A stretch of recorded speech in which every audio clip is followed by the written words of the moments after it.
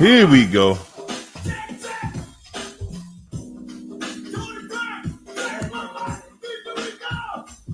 There we go. Here it is. Here it is. Hey guys. We got China in here. We got China in the house. We just waiting on.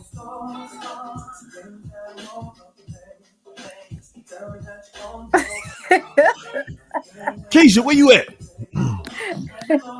Ladies and gentlemen, how is everyone? Is everyone all right? Yes. It's Friday night and it's time to do what we do. Y'all know what that is? We came in here to change the temperature in the room. We came in here to say, man, all them days of believing all the lies, it's over. Those days are over. Let's get it started with this roll call. Everybody come in the chat, say something nice to somebody. Say something nice to everybody. I'm saying something nice. Beth, Mikey, thank you for coming on in. Happy Friday, Beth. David Alexander, savings for David. My main man, Will Power. The Will Power Hour. Power tap. Thanks, Jennifer. Woo. Oh, yeah, I see the Goldilocks. She rocking the Goldilocks. Linda Evelyn. Had you do?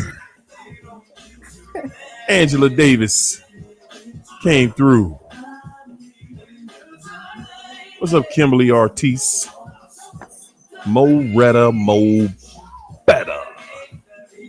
I see y'all. Come on in, everybody. Come on in. What's up, Jennifer? Shawnee, is that you? Yes, everybody. Yes. Come on in. Come on in. Come on in. Come on in. What's up, Yvette? My man Dirk in the house. Come on, everybody. What's up, Victory? Country girl with grit. Is that you? Q Quita Ward. I think that's how you say it. What's up, Q Quita?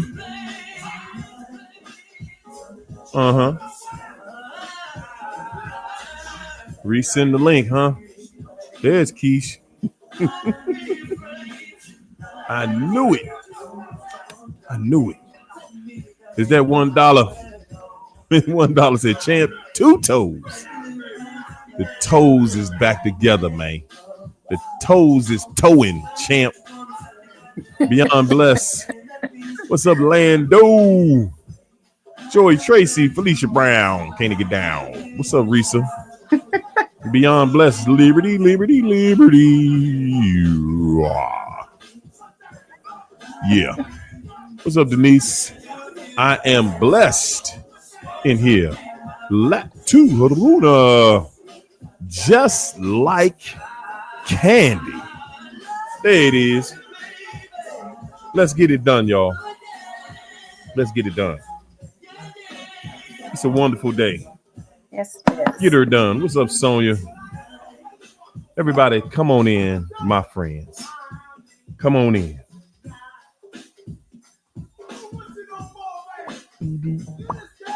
Liberty, liberty, liberty. Hey, Keisha, I just put it in the chat. Come on now. Come on. Okay, well, I guess you just gonna jump in. I'm stopping the song early because, okay, there she go. And she popped back out. She gonna pop in, then pop out. How you gonna pop in, then pop out, Keish? Like, what you doing? Ooh, ladies and gentlemen, so we will talk about our sponsorship. We're waiting while we waiting on Miss Keish to get on up in here. Yeah, that's what we're gonna do. We're gonna wait on Miss Keish to get on up in y'all. And in the meantime, in between time, show enough, there she go. There she go. There she go. What's up, librarian? Tanya Woods up in y'all. There go Welcome, Keith made it. Thank you. I was in an NFL lab YouTube somehow. I don't know. I totally messed up. They do it all the time. It happens. It happens. Don't get to tripping. Okay, real quick, I want to say shout out my girl Patrice Bean. Thank you, Patrice Bean, for being a wonderful person. And Danita Joe. Yes, I saw you. Hey, YOLO. Of course. Drum roll, please. Connie Barnes. Goodness gracious. Nothing like people saying, hey, man, I appreciate you. Yes, indeed. Ain't nothing like it. For years. Keisha, how you doing? I'm doing wonderful. Doing wonderful. Just a lot of work. That's all I'm doing is a lot of work. Yes. All the laws constantly change, so everything changes in the medical field. And I have a clinic, and we got to do all this national stuff, so it's just a lot. It's a lot going on. Yeah. It's a lot going on. Shout out to all of the members. They're also sponsors. Yes, indeed. Jump in the membership. Ladies and gentlemen, we had a wonderful meeting on Monday. I told y'all we're going to do that on Mondays. Yes. You know, if you yourself or you know someone going through it, listen, Monday night, while the group is small, because you get all the attention. You know what I'm saying? Who is that back there playing with your stuff in the background? Is that my microphone? I don't think so. I don't know. What are y'all doing? Y'all in the background doing? You sound like you playing racquetball. I heard it. But my main man David, thanks for getting us started, champ. Appreciate the love. He said, "Thank y'all for being good. All y'all are." Mm-hmm. You're welcome. Yes. You typing, Keisha? I muted it, and it was still going on, so I don't think it's on this end. China, but it's like something. I think that's that Call of Duty out there. Oh, okay. Sorry, guys. Okay, it happens. It happens just like that. So let's get to it.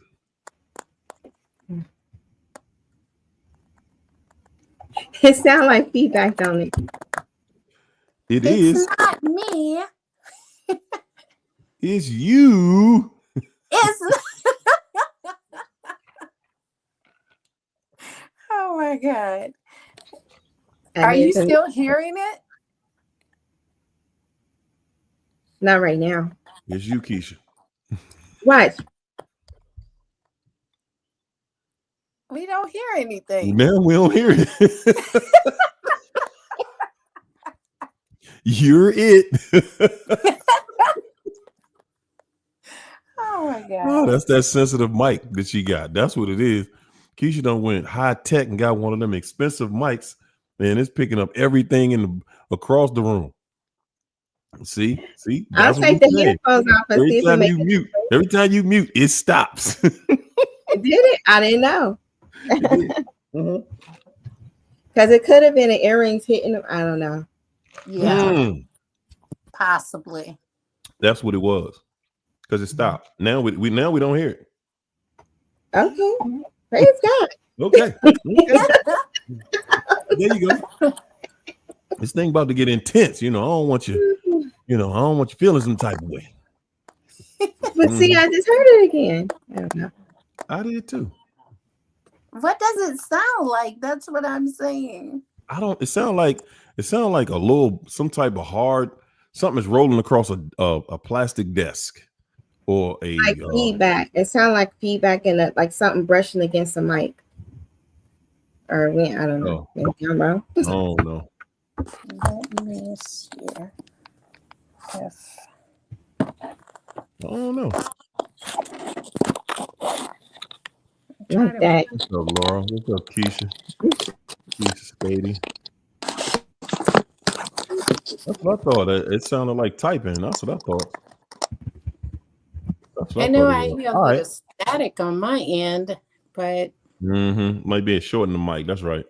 It might be a short in the mic. Somebody got a bad cord. that's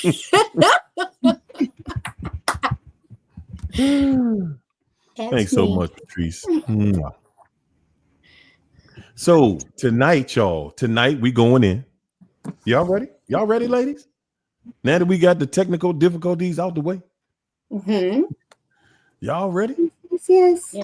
Okay. Did I spell everything right? The narcissist is insatiable.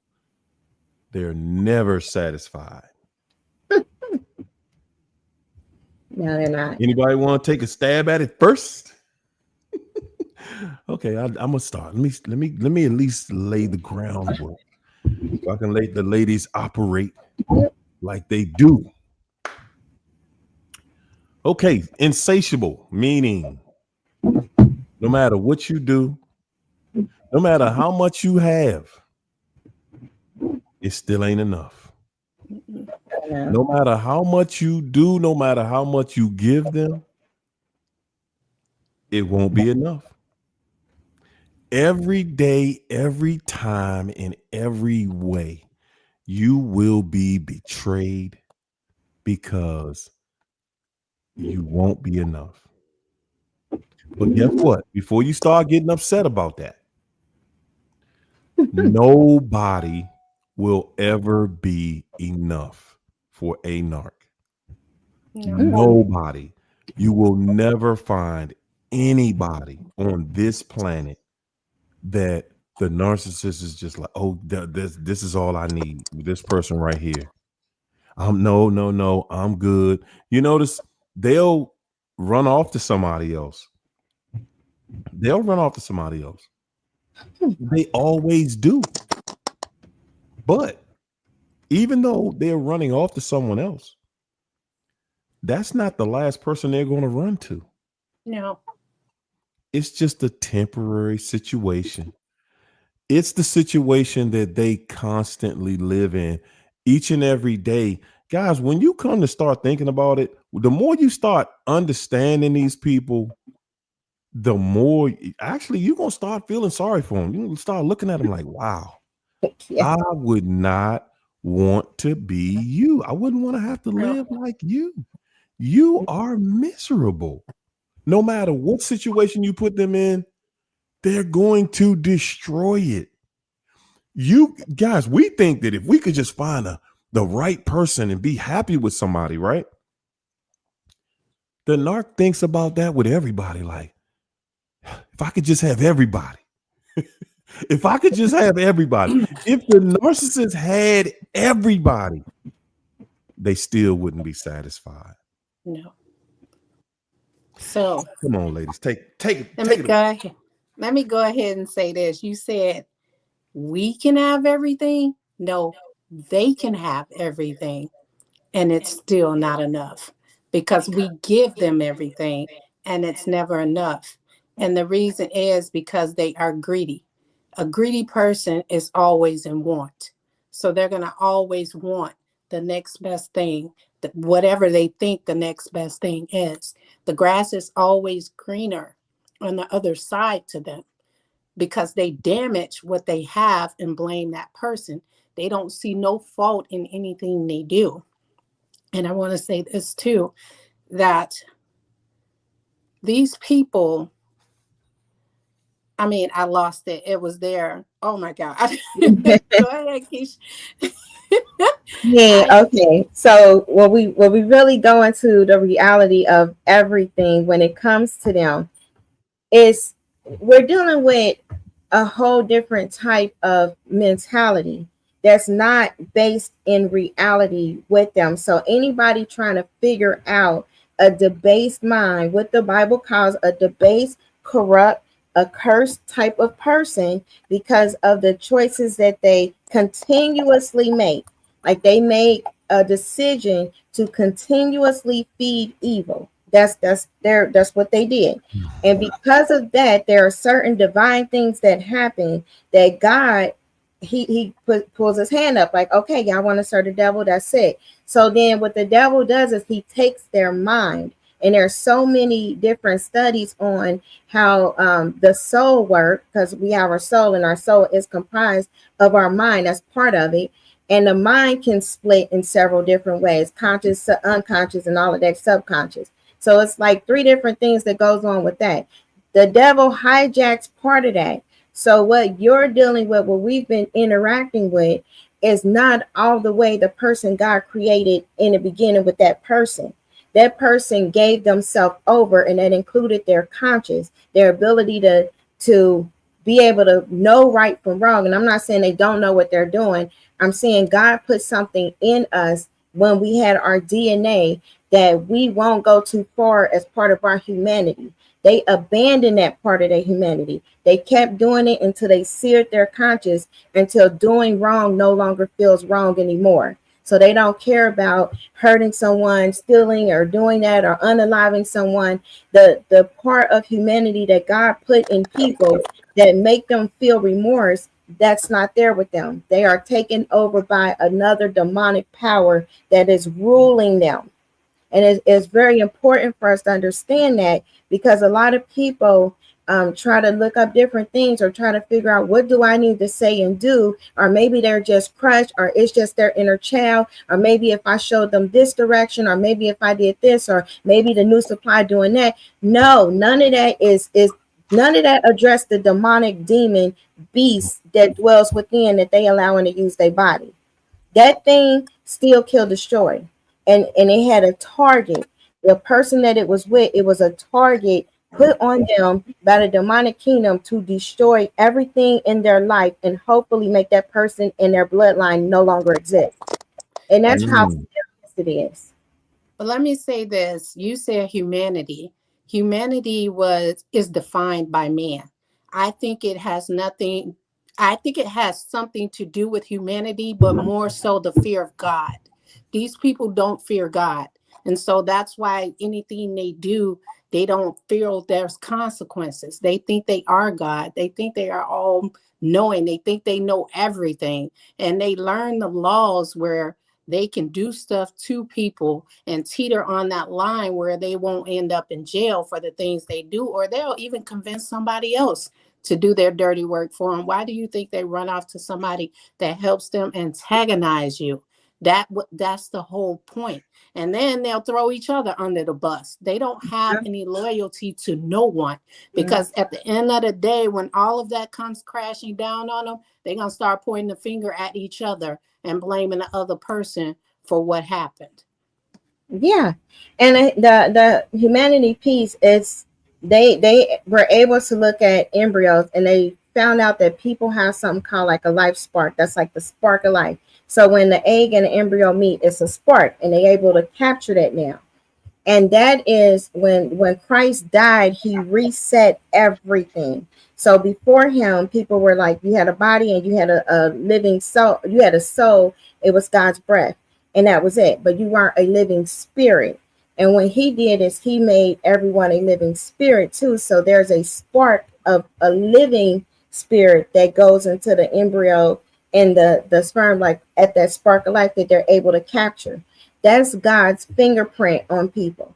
So when he said this time he's going to write his covenant on their heart and write it on their minds, that was, Jesus was God's gift to an entire humanity people, not the hybrids, humanity. And when the spark of life happens, when babies are naturally born, they naturally born with love. They're naturally born with compassion. They have these preset things inside of them. And that was God's gift for all. But when people have bloodlines that are either dedicated to the occult or dedicated to Satan, or they do things, sometimes when they're born, they don't come out with that kind of DNA. The parents do that. They make sure that they have something else going on. So that's happening.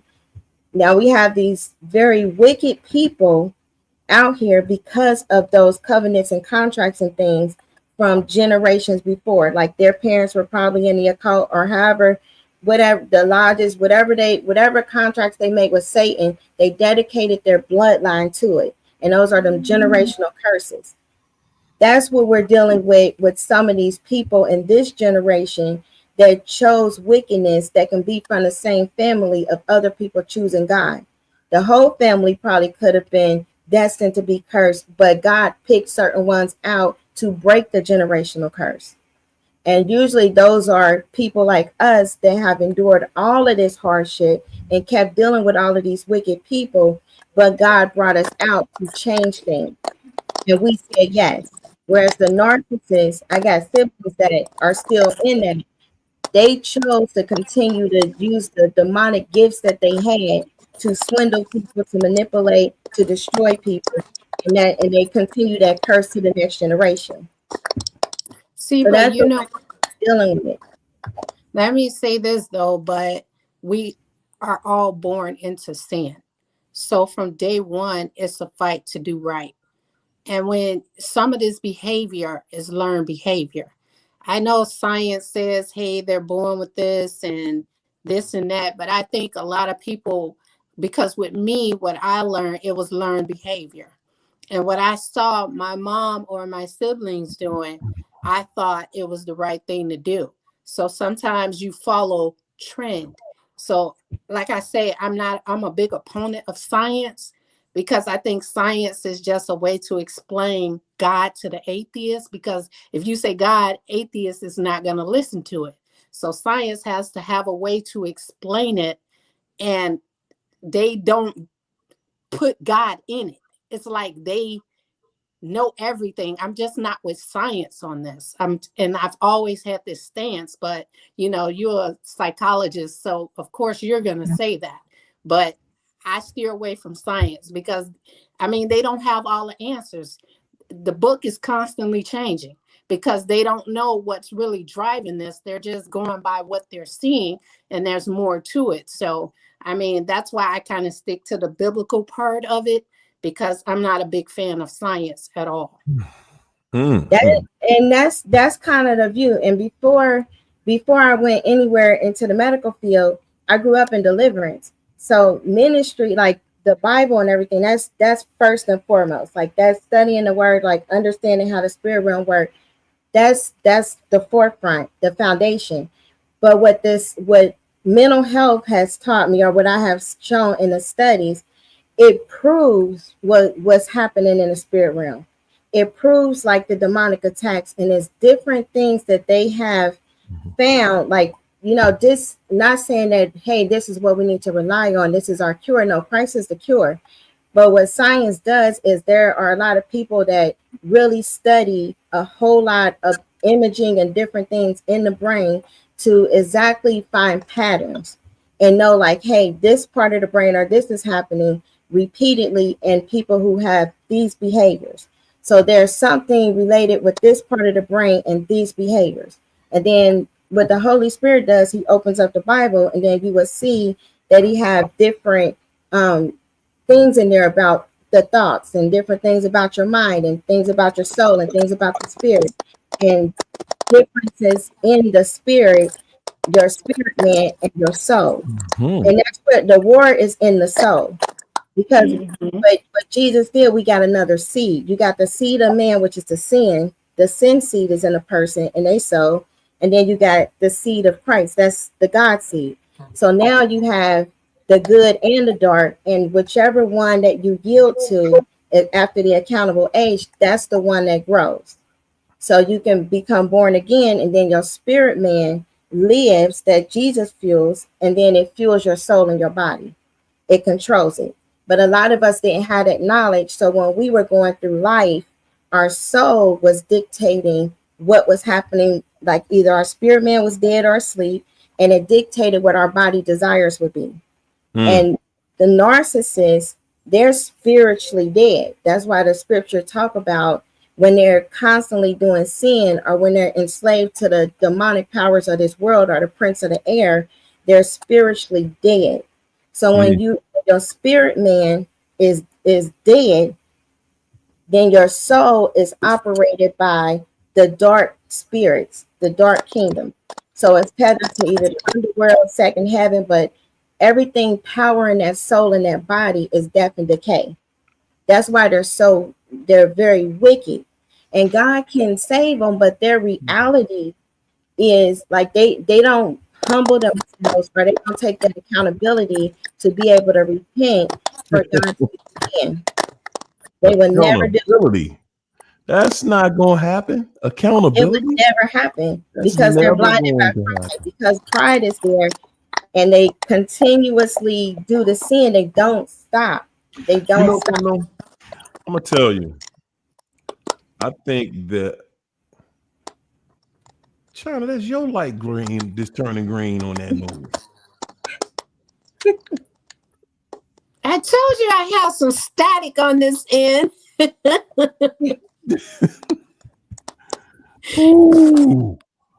So, something that I thought I just that hit me while China was talking though about one thing that we know for sure.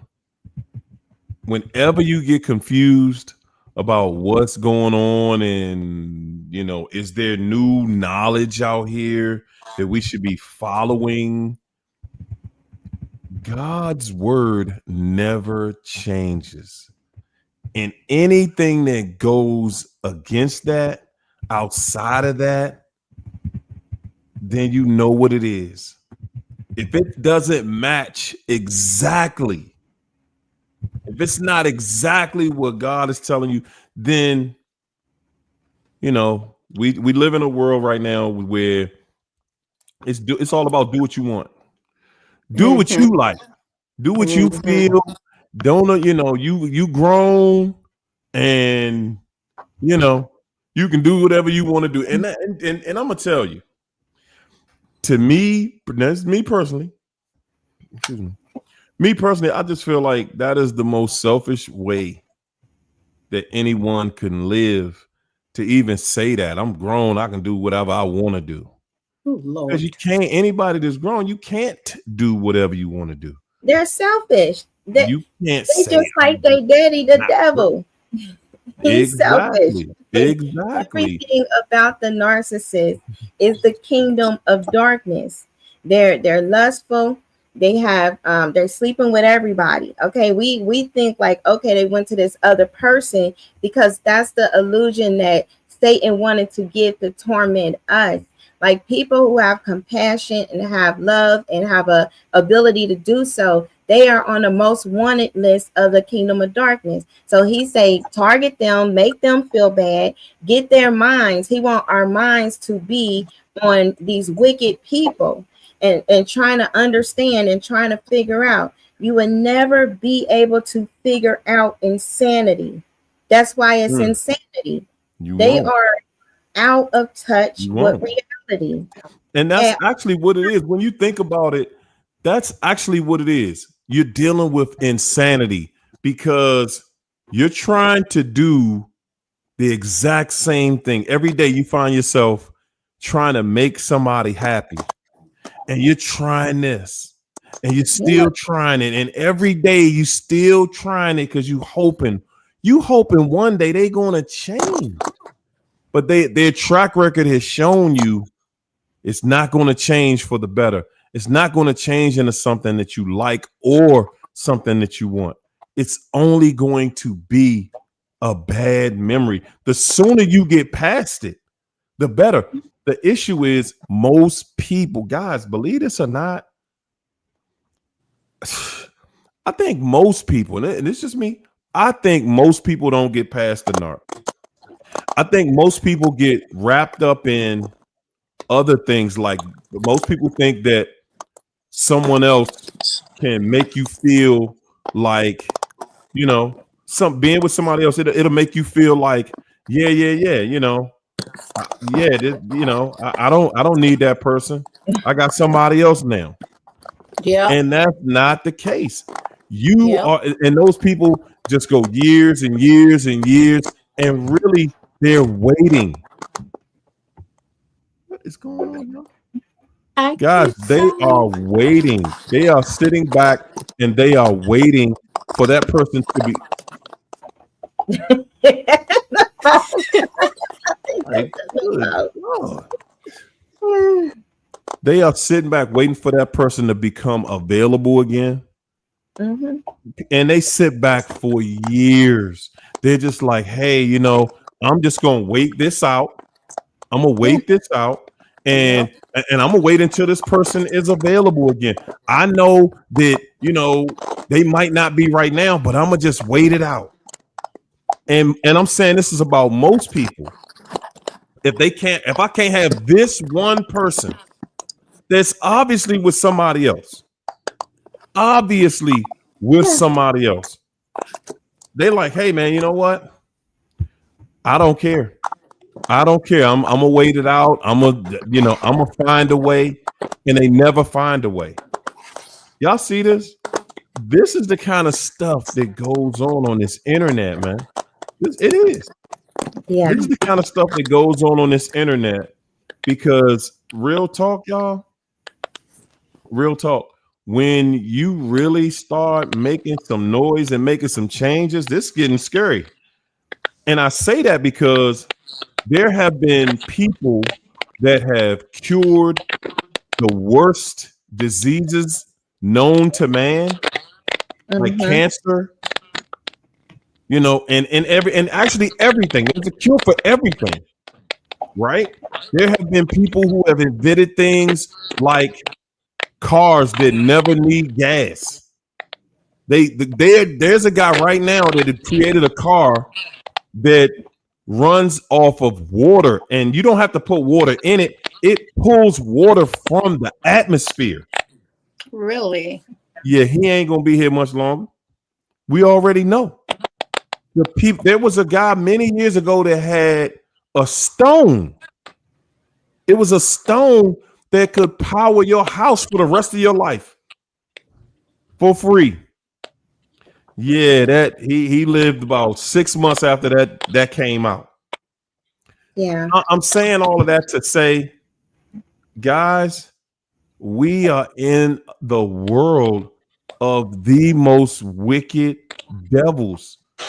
Listen, the love of money is the root of all evil. And we don't really sit back and look at all of that. The root of all evil is the love of money. That's These why Jesus people, said you love mammon or God. And a narcissist, you will see what kingdom they are ruled by because money is in the seat of their heart. They want to manipulate, they want to have power and control. And even if you are not the supply that they were getting the money from, they had a supply that was giving them money, whether it was scheming at a job, whether it was an old friend they knew. Like these people know so many people in their lives that they stay connected with. They don't care about age or gender. They'll be with old men, old women. They will be with anybody that supplies an image to make them feel powerful and control over different people. And the more like attractive that they feel like you are to them, or successful, or however, the more they idealize you because you have something that they don't, the more that they want to gain power and control over you and bring you down beneath their level. That's their ultimate power game because they're ruled by something dark and it's hateful, it's destructive. It's an ancient entity. Like these people have ancient beings inside, Yeah. and they are out for blood. It's not nice. They do things like the stories I hear in the practice. They would do things like if they get mad because they sold you something and then you brought it around and they just was upset that they feel like they could have got more. However, they will make a whole accusation against the relative, like they had did something very harmful and saved them. And it will cause so much turmoil and drama, and that's the type of stuff that they want, and have no remorse about it. Oh Have no yeah. remorse about tearing up the family, no remorse about how that person feel that they were being accused of that, and don't even understand why, how the family trying to figure out why would they do something like that. That's what they like to do. They like to be the center of confusion, trying to figure out why would they do something like that? Why would they say something like that? It must be true. Is it not true? They want those stories out there in those different circles, either family circle, house unit circle, spouse circle, just so they can sit there and watch people lose their minds off of something that they know they conjured up. They're wicked. Right. That's what wicked people do. And they will go through with charges knowing there's nothing there. And that's why it's just baffles me that the system believes when people make a mere allegation about somebody, and that doesn't even require much evidence other than a person, and they will go completely step for step. They'll go to the hospital, do a rape kit, Mhm. a grape kit, everything. They'll go completely through with it, and all the fake tears and everything, just because somebody hurt their feelings, just because somebody they are jealous of, just because Mm, somebody has something come more on. than them. And a lot of people think that, why aren't they, if they're in a relationship, why don't they just be single and deal with this person and that person? Because they They have to are. sell you the dream. You're the one who wants it. They're not in it. You are. They sold you that dream. They That's do it. have other people. They have a person for every need. And that's Mhm. why you are just under the illusion that you guys are in a relationship. They selling you whatever fantasy you think you have. You're not, they're not in it. You are. Mhm. Whew. I tell you, I saw this video today, y'all. Oh my goodness. It was nostalgic. It was nostalgic just looking at somebody express their level of pain in a joking way though, right? Oh man, it was a guy. He said, "Man, woo! The first time you find out that your woman cheated on you, he said, man, that thing hurt." I'm sure. He said, boy, it ain't no pain like that.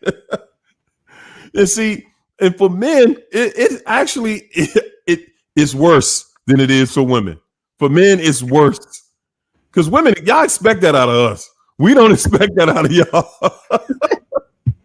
But you know what? The thing is, y'all can fully go through with it and sleep with somebody, and then we could be hurt. But the minute we give somebody our phone number, y'all whole world just shattered. Listen, listen, listen. Listen. When we find out that our woman is with somebody else, was with somebody else, we in a house like this.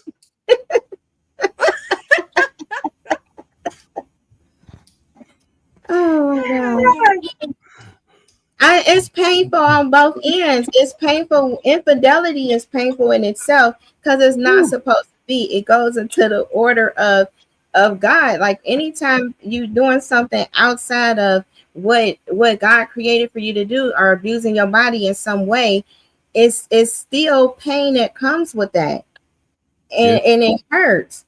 And females, a lot of times it depends on your self-worth and your upbringing. So if you were kind Yeah. of in a family unit, everybody's cheating, it hurt, but then you still deal with it.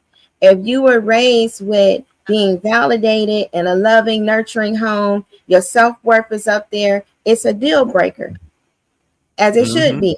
But when it's, it depends on how Satan was grooming people. Like I said, we are generational curse breakers. The families and stuff are still doing it. They still narking. They out Yeah. here bringing different people. Every barbecue is a different person. Everybody have to be fake, like they like this one. Oh, hey, da, da, da. All of that stuff. But this a Yeah. whole different person than the barbecue last week. And everybody's in on it. Everybody just, a lot of times they just don't want to get involved because The narcissist it's a cult. The whole family is a cult, but there's a matriarch or sometimes a patriarch, but usually there's a matriarch involved. Yeah. And even if you want to say something, because of the matriarch are the ones that's higher up in the generation, they will oust you. You know, it'll be a whole thing, and then they'll do grimy things against you. So that's why a lot of times the families, they just keep going on narking and the elephants in the room. But when we as people, we're in a relationship with somebody and they have these signs of narcissism, now that we can't, like, we really know what it is, it's out everywhere. It's up to us to leave. We can't change it. We can't expect the family to be like, because be honest, even if the family said, hey, this person is a whole narcissist, because I know I've told my brothers, mistress, and all of them now, I tell them, hey, do not talk to him. One, he's married. Two, he is a horrible person. He's a narcissist. They still with him. You know, like they will still stay with that person. So even if the family would have told you, the narcissist would have twisted it in some kind of way and did some strange love bombing, and y'all still would have been together. But now you and this family member is at odds, and that was probably the one family member that could have been honest and told you the truth. But that's how it is in these systems.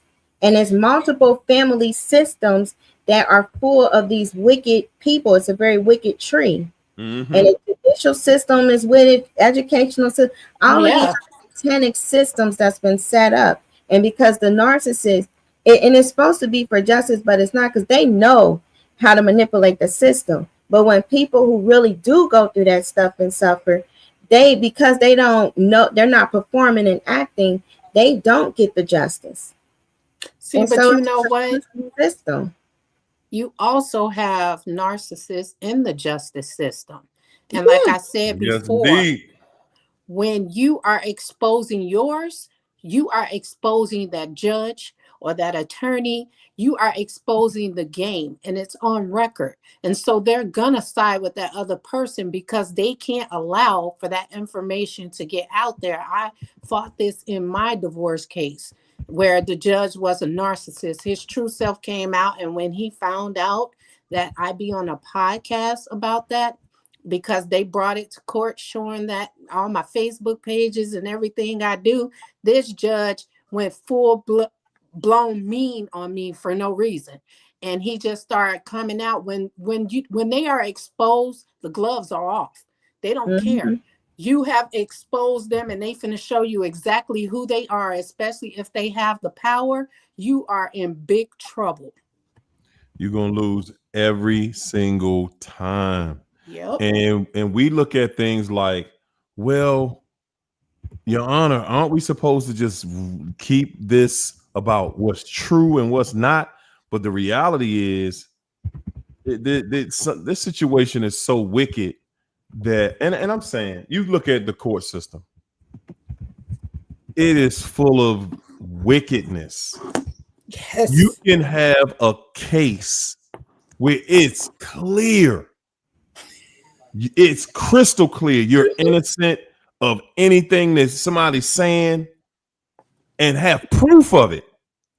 And a judge can always say, well, we're going to not let that be admissible. Yeah. We're not going to let the truth be admissible because it's no case if we let that be. Guys, it's people who's sitting in jail right now, based on that exact thing. And then they'll do things like, the president pardons people every year. So we think that he's a great guy. You pardoning half them people didn't even do nothing. Yeah, I know they say that everybody that go to jail say, they claim they're innocent, but some of them actually are. You go into this system right here, it is so wicked, it is so evil. They help criminals become better criminals. They help people get away with the worst, the most hideous things that have ever happened. I remember I was working in Washington, D.C. years ago. And when I was working in D.C., it was illegal to have any kind of gun.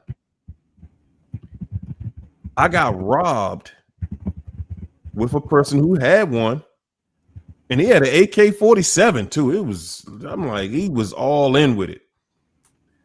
Now, this is while I was at work. Now, the thought is that they caught him, right? So you thinking he about to get a whole bunch of time, right?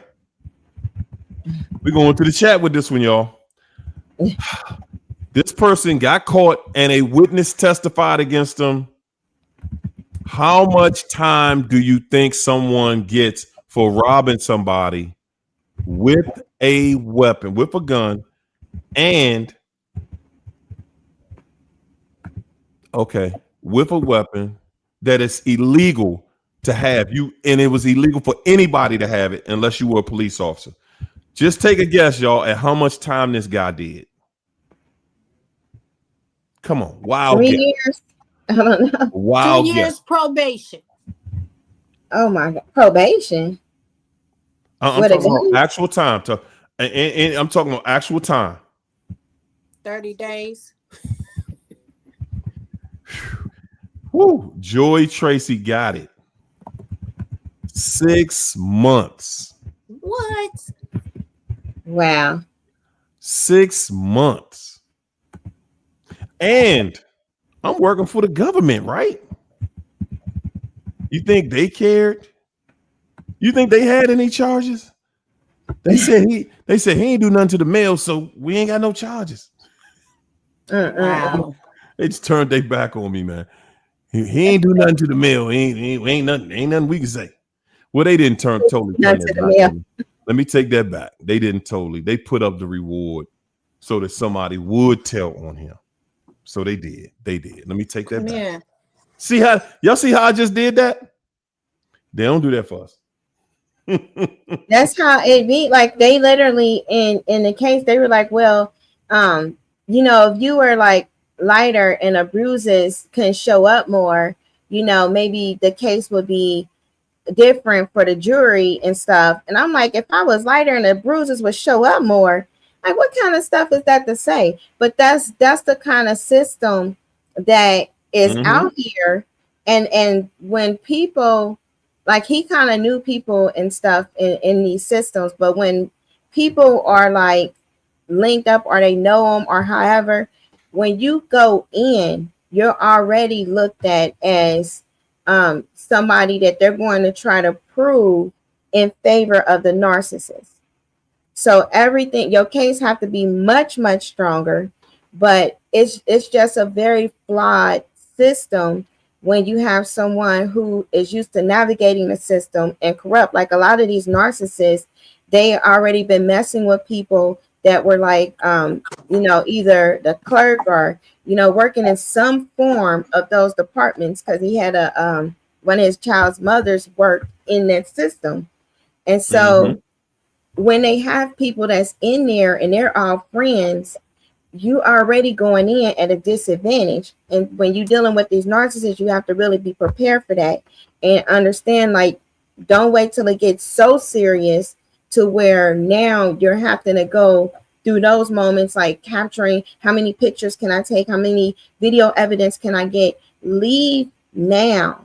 Leave in the beginning. They're not going to get better.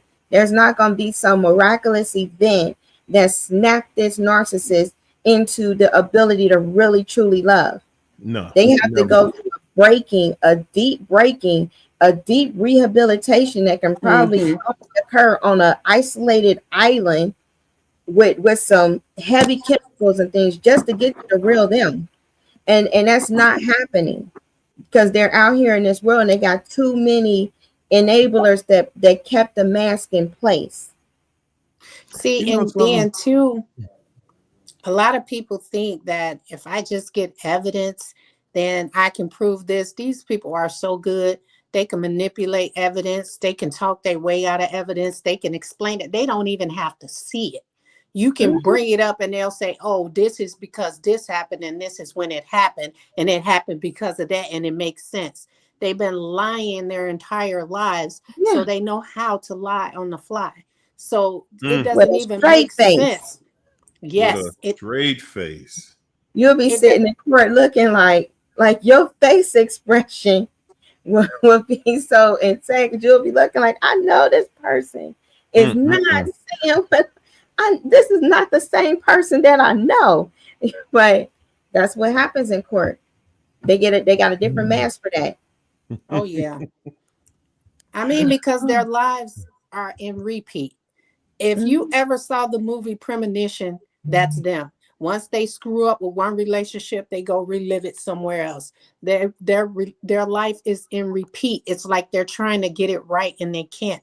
Imagine living that life until the day you leave here, and you're never satisfied. You're never know what it's like to love or to love somebody else or to have a connection or to have that intimacy. See, y'all think because they went on somewhere else that they're happy and that they're intimate and all of that. No, that's just the next stage play. And they have their new actors, and you have been cast to the side until you are needed in a role in that situation. Mm, and then once you get your little part, Yeah. you think you the star of the show, and they show you have never been the star of the show. You are only here for entertainment purposes. You're only here to help me get, you only here to help me get somebody else. That's it. You are here to help me get somebody else. That's it. Yeah. That's all they are. When you think about the things you've gone through, the things you've dealt with, it's so many different levels of narcissism that we deal with day in, day out. And we just like, hey, you know what? I'm not even going to trip off that. You know what? I ain't going to call this person a narc because because they doing narc stuff. Oh, nope. I'm going to let that go. You spend most of your time letting things go Yeah. while these people prey on you Yeah. every single day. Every single day. And you sitting there like, well, why couldn't you just leave me alone? Like, let me at least leave me alone so I can go be with somebody that's trying to do what I'm trying to do, right? That's Yeah. how we think. They don't think like that. They're not sitting there thinking like, like, okay, I'm gonna let you go. I'm gonna just leave it alone. And man, they want you destroyed.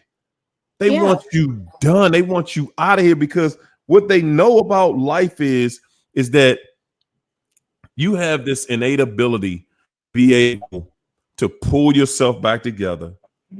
You have the ability to get it together, and they know that one day you're going to be somewhere shining, and they don't want to see that.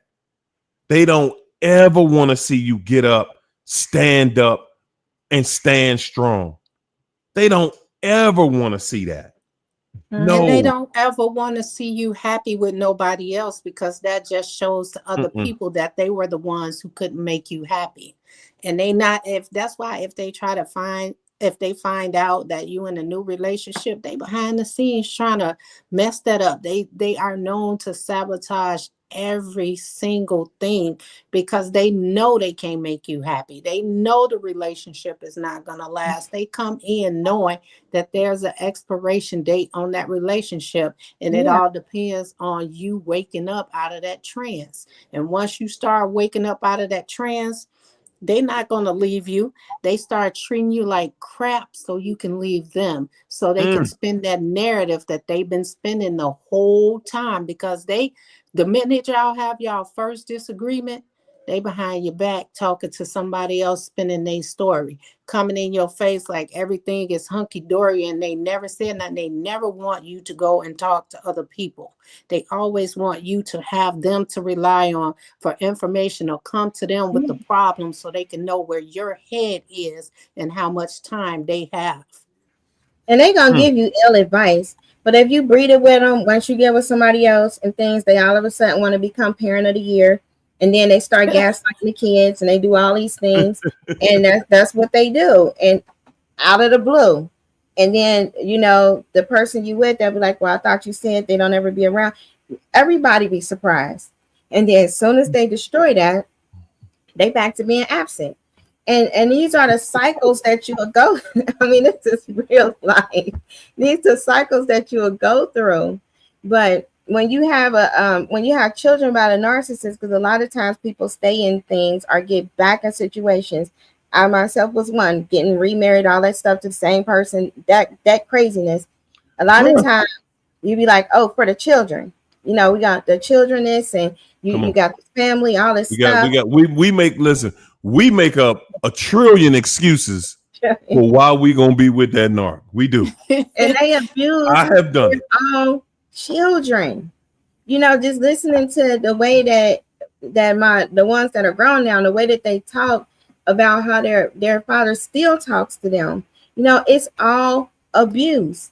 And he was like, well, he thought he hung up the phone. He was like, oh, I hate that he keep calling. You know, all of this stuff. They never change. Never No. change.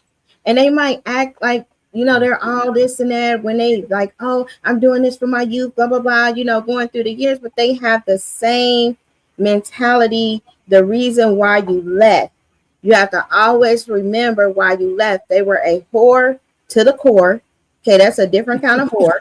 To the core. That's in them. That's all to the core, a whore. Hardcore. Or they walk down the street and sleep with somebody just because they said hi. That's what they do. They lying, they stealing your stuff. Okay, stuff coming up missing. You know, just different things like money, cash money. They go to the store and it don't give them your card, but they'll take out an extra $20, $30, $100, $200. That just goes missing. No explanation about. How about they don't bring you no change back? You'll never get changed. Let's do a narc test. Send them with $20 and ask them to go get a candy bar. That's it. You just pay. You send them with your card. They never come back with a receipt. Never. You want to know what they never say. ever.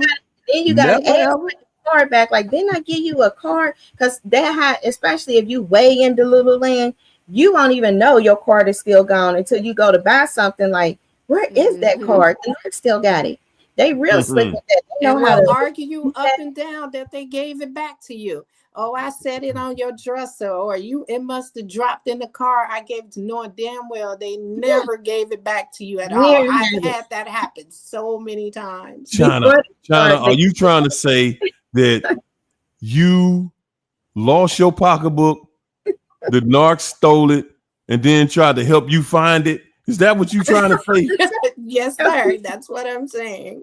And they were like, you'll lose anything. You'll lose this. You could lose your head if it wasn't screwed on. Like they say comments, but they be taking your stuff.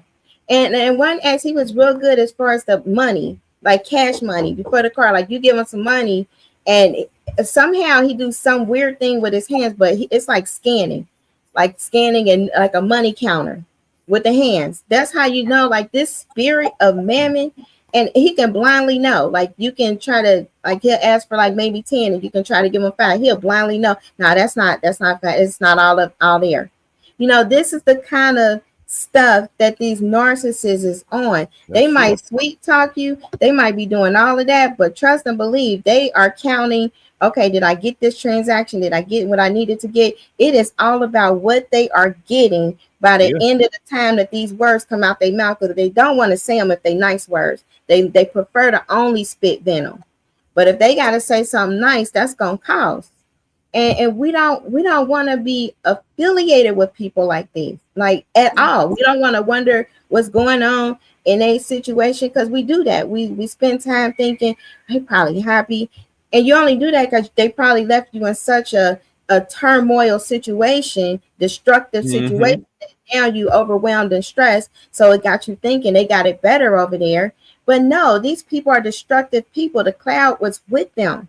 They over there destroying somebody else. And then they destroying everybody else around them. Like this is what they do. They're not happy unless they're destroying somebody and somebody's life that's being turned upside down. If it can't quite be the new supply, it's going to be somebody close in their marriage. And then it'll be their parents, like it's somebody. And then somebody, it's a lot of funerals. Somebody got to not live within every several months of these people, because that's what they are. They temples for this.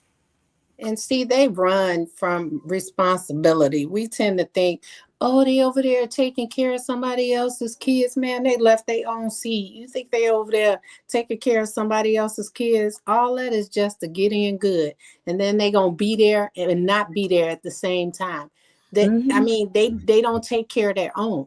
They run from responsibility. While we're making reasons to stay for the kids, they making reasons why not to stay. Them damn kids, I'm tired of them. They make too much noise. Yeah, And she this and she that. I can't wait. I'm leaving. They exit all the plan time. and to leave their kids Come and on. leave their family because they tired of responsibility. They tired of sitting at home, being bored, the same routine over and over again. So they run out there in the streets and go be with the fun girls and the fun guys and have their fun. And then when all that's said and done, they try to come back. And that's why I always say, ain't no spinning the block because I don't know where you've been Yeah. and I don't want whatever you're bringing back, Ain't that demons and something all. though? But isn't that something again? Isn't it something how somebody that could make you feel like you were less than nothing, like everything about you was broken and was wrong, and somehow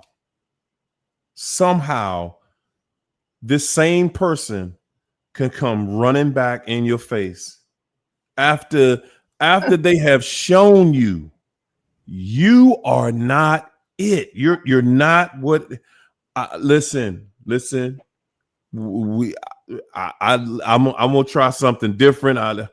Mhm. You know, and then they not even I'm saying this nicely, but they don't say it like that. When they're taking you through it, man, they want to see you broken and they Yeah. do you dirty. They want to make sure that you are so hurt that you will not get over this. And guys, that's what I'm saying about people will when people find out you've gone through something like this traumatic, most people they respect what you have to go through and they will tell you, wow, I am so sorry to hear that because they know how difficult it is. Guys, I'm gonna say this for me, and I'm saying this to help everybody. For me, some days I really struggle to do this show because my attention and my life is no longer in that place. I gotta dig Yes. every night we do this. I gotta dig, man. It is with difficulty. That is one of the main reasons that I did this so much. It was a time I was doing this literally 4 days a week. Mm-hmm. And because it's like you got to get it out. And that's why I'm telling you guys about the Monday meeting. Guys, you really want to be over this. Don't just take it in your mind and say, nah, I'm over it. I'm good. I'm done. I'm not. Man, somebody put a hex on you. And all I'm saying is until you really you'll get to a place where it just starts making you start resenting seeing stuff like this video. You just like, good God. And honestly, I'm saying this, guys, that's just me. That's why I got my two ladies here, because you know what I'm saying? It's always about turning the reins over to somebody. Because for me, I just be man, it's a struggle every single night. It's a struggle. It's a struggle when your life ain't in that place no more. Yes. You gotta go dig. I gotta go dig and remember when and what. Yep. Because it's no longer there. But how did I get there? I got there the same way you guys are getting there. Yep. Guys, don't let nobody make you think something wrong with you, man. Don't do it. Don't let somebody make you think something wrong with you. You are medicating. You are coming in here, and this is a place where you can purge all of that stuff off of you, because that's what it's all about. When you're with the narc, Guys, and this is for everybody. Everybody that was with a narc, you picked up those tendencies. You have residue on you. Okay, don't let nobody tell you that, oh, nah, you was just in there with, you was just in there with a narc and you wasn't narking. It's a requirement. You have to. They're not going to occupy a space where only good energy is. They're not going to allow it. You are the one trying to stick around and have this good energy, this great energy. Guys, that's not how this situation works, where, you're just going to be able to spread that on them. They're not going to stay with somebody that the energy is good every day. You lost your mind. They're not. It's, again, being around them. You picked up some bad habits. You were defending yourself. Everybody gets it. But as long as you think you were defending yourself, guys, that's that residue. Because if you were in you're in your right mind, in a controlled state, see, you would have walked away. As soon as you see somebody crazy, you walking down the street and you see somebody that in your path, and this fool up there going absolutely mad, walking around, foaming at the mouth, going crazy, biting people. You ain't gonna walk up to him and have a conversation with him. No. I mean, no, because you don't know them, but there's a difference when you fall in love with someone and you've been with them for so long. It's not that easy to walk away from those situations. But hold it. What you mean fall in love with somebody? You think you love the narc? Because I used to think I did. I used to think I did. I truly believed that I loved that person. I did. Until I'm saying I'm just going through my mind and what realistically happened. Because that's how we justify staying around there. I had to love you because I wouldn't have been there for no other reason. It couldn't have been no other reason. But the reality is, a narc is so dirty, they so cruddy. Again, they have to allow you to be in love with them. To be in love with somebody, that person has to allow you. You just can't walk up to somebody on the street and be like, wow, I am enamored with you. I love you. And you don't even know the person. You can't do it. You have to get to know that person, and that person has to allow you in. And the thing about a narc is they know that they are only there to run game on you. That's it. They're not about to get into this love relationship, and because they know even though we think they don't have feelings, they're going to be just like us. They're going to be sitting there. They're going to be just as enamored as you are. Now, infatuated with, that's the best I could give that whole situation. But to say we was in love with that person, how could you be in love with somebody that treats you like garbage, that disrespects you? See, that ain't got nothing to do with love. And again, we're gonna take it back to what you said, China. Okay. We're gonna take it back to what you said. I equate God with love. God is love is trust. All three of those are always going to work together. You don't trust that narc, I hope you ain't make that narc your God. No. Okay. So how can you love something you don't trust? Because cannot. In the beginning, we fell in love with the version that they sold us, that we thought they were letting us in by telling us their weaknesses, their so-called weaknesses, and their so-called trauma. And we fell in love with the version of them that they sold us. We fell in love with a mask. That's the thing, because I refuse to believe that I wasn't. That's like saying I wasn't capable of loving. I was. No. And this is where I'm saying this right here. I agree with what you're saying, just in a different way. And you just said it. This was a mask that you were in love with or thought you were in love with. So it wasn't real because that person, that's not who he was. So to say my love was real, even though the character was not. Right. No, you can't I can't put something real into that. It's going to fold.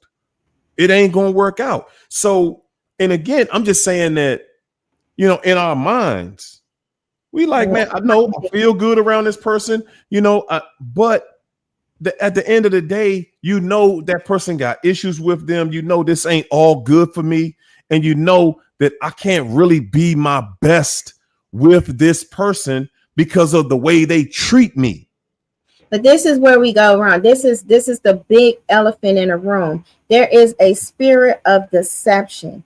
And the way that this spirit of deception works is it calls us to believe false impressions of love. And when love is defined a certain way, it's not to be altered or twisted. God, he set the blueprint. Love is patient. Love is kind. Love is him. Like without him, there's not love.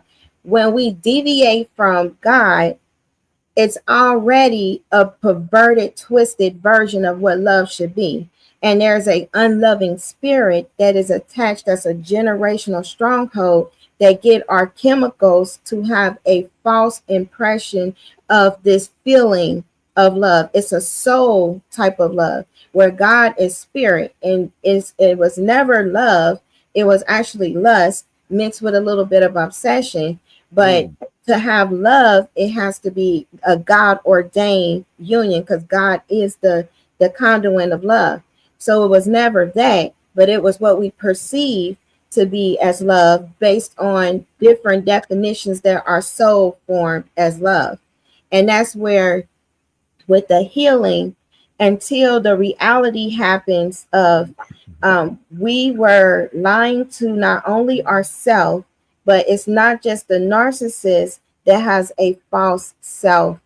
The codependent also has a false self that was built up in childhood for survival. And that false self has to be acknowledged and dealt with. And because of a unbelief, a spirit of unbelief, it stops and blocks the deliverance and healing that need to come to people. I see people get stuck in that a lot. Like that happens quite frequently, not only in the practice, but also in deliverance. When you're trying to get them free, they be like, oh, well, I already know God. Well, I already do this. Well, because this is happening, all of this fruit and this stuff in the life is happening, that's the evidence that something is not free. But then because the belief is there that you are free, then there's an unbelief happening. And this perception of, well, I really did love the narc. This is what I had to go through. Like I could not possibly really truly love this narcissist because I didn't even know or really truly love myself. I was always what somebody needed me to be from childhood. I became the student. I was the mom. I was this. My life was so busy. This is the longest that I've really had one-on-one with God to really get my identity and allow him to pour unconditional love in me so I know what love is. Like my foundation is more than what I read. Like, okay, God said this is love in the Bible. I know him. I feel him. I know that love looks like this because he showed me himself. And then continuously living in him is the only way that we can continuously have that definition and true encounter with love so we're not deceived. Satan is very, very tricky, and things really feel a certain way, and we really truly believe like, no, it's like this. But when God say this, and then we're doing something different, that's where that deception happens with self. There you go. And you know what, Keisha? That's really where I was going with it. When you say a word like love, we just been tossing it around like a football. Now, the funny thing is we can throw love around like it's whatever. We can't throw narcissism around like that, right? We can't say everybody's a narc, but we could throw love and just, oh, no, I love that one. And then I love this one. And everybody we talking about we love dogged us to no end. But the main thing that I want to say is that when you speak about love, that's a relationship between you and God. And you notice God ain't never did us wrong. God ain't never, as long as we've been doing, as long as we do the right thing, God ain't never just did something dirty to you. Never. It ain't never accidentally happened nowhere. And I'm saying that to say, he said, love thy enemy. So how can you guys say that it wasn't love? Even the Bible says to love your enemy. I refuse to believe that I did not love this person. Whatever version of love I thought it was, then that's what it was. Because I fell in love with actions, not with words. And like she said, it was lust. We were long distance for a while. So there was never no intercourse or no sex in the mix with this. So, I mean, mine is different, from what other people have experienced. Not everybody have the same experiences. Y'all could say y'all wasn't in love. There was deception, whatever it was. That was my version of love. And I loved that person. And I fell in love with who I thought that person was because of actions, not because of words. So are you still in love with that person? I am not. True love never dies, China. And it's a agapeo love and it's a filial love. Agapeo is from God. That's an unconditional love, regardless of the conditions. There's a love. It's unconditional, and it doesn't die. And love ain't going nowhere. You can say what you want to say. I understand. True love, it ain't never going. And I'm gonna give you a different example. When you are looking at people like maybe your children or your parents, and I'm gonna say some parents. I'm gonna say some children and some parents, because even though they may treat you wrong, even though they might do the wrong thing, you still love them no matter what they do. You be like, man, that joker cannot come in my house, but you still love them no matter what. True love never dies. You not killing that. That's life. And you can look at that narc and be like, man, I don't love you. Please. True love never dies. Like it or not, y'all. That's what it is. Right. It may have not been true, but like I said, it was a feeling. And that's what I felt. I never said. Okay. I'm just saying. That's the soul. We got our soul and we got our spirit. We are spiritual beings. God told us to walk in the spirit so we don't fulfill the lust of the flesh. Things that are lust is not to just be perceived as like a sexual encounter or a desire. You got an eros, you got desire, but that's not it. Lust infatuation. You got lust of the eyes, lust of the flesh, pride of life. Those are the trickeries that Satan can offer in the soul. It's ways that he can manipulate our brain, release oxytocin, release norepinephrine, release dopamine in our brain, and those chemicals feel like love because those are the same chemicals that they can see when there's like a mother-child bond or when there's like these different expressions of it. However, when it's tethered to an unloving kingdom of darkness, there is no love. Like when God say like there is no love in him, and Satan like there is no love in his kingdom, there is no love. There's loyalty. He said when you can't serve two masters, you love one. Or you are loyal to one in Satan's kingdom, and you despise the ones like the truth one. There, he never said you love this one and that one too. He said you love one. You either love God and you hate the devil, or you can be loyal to the devil and you're gonna hate the things of God. There's no love in Satan. He doesn't have. And hold up, Keish. Hold up. Because you just dropped a whole lot right there. And it really it explains it in a way where it's really understandable. And I'm saying for me, you didn't love the person. Okay. You were loyal. You didn't love them. You were loyal to a fault, to that situation.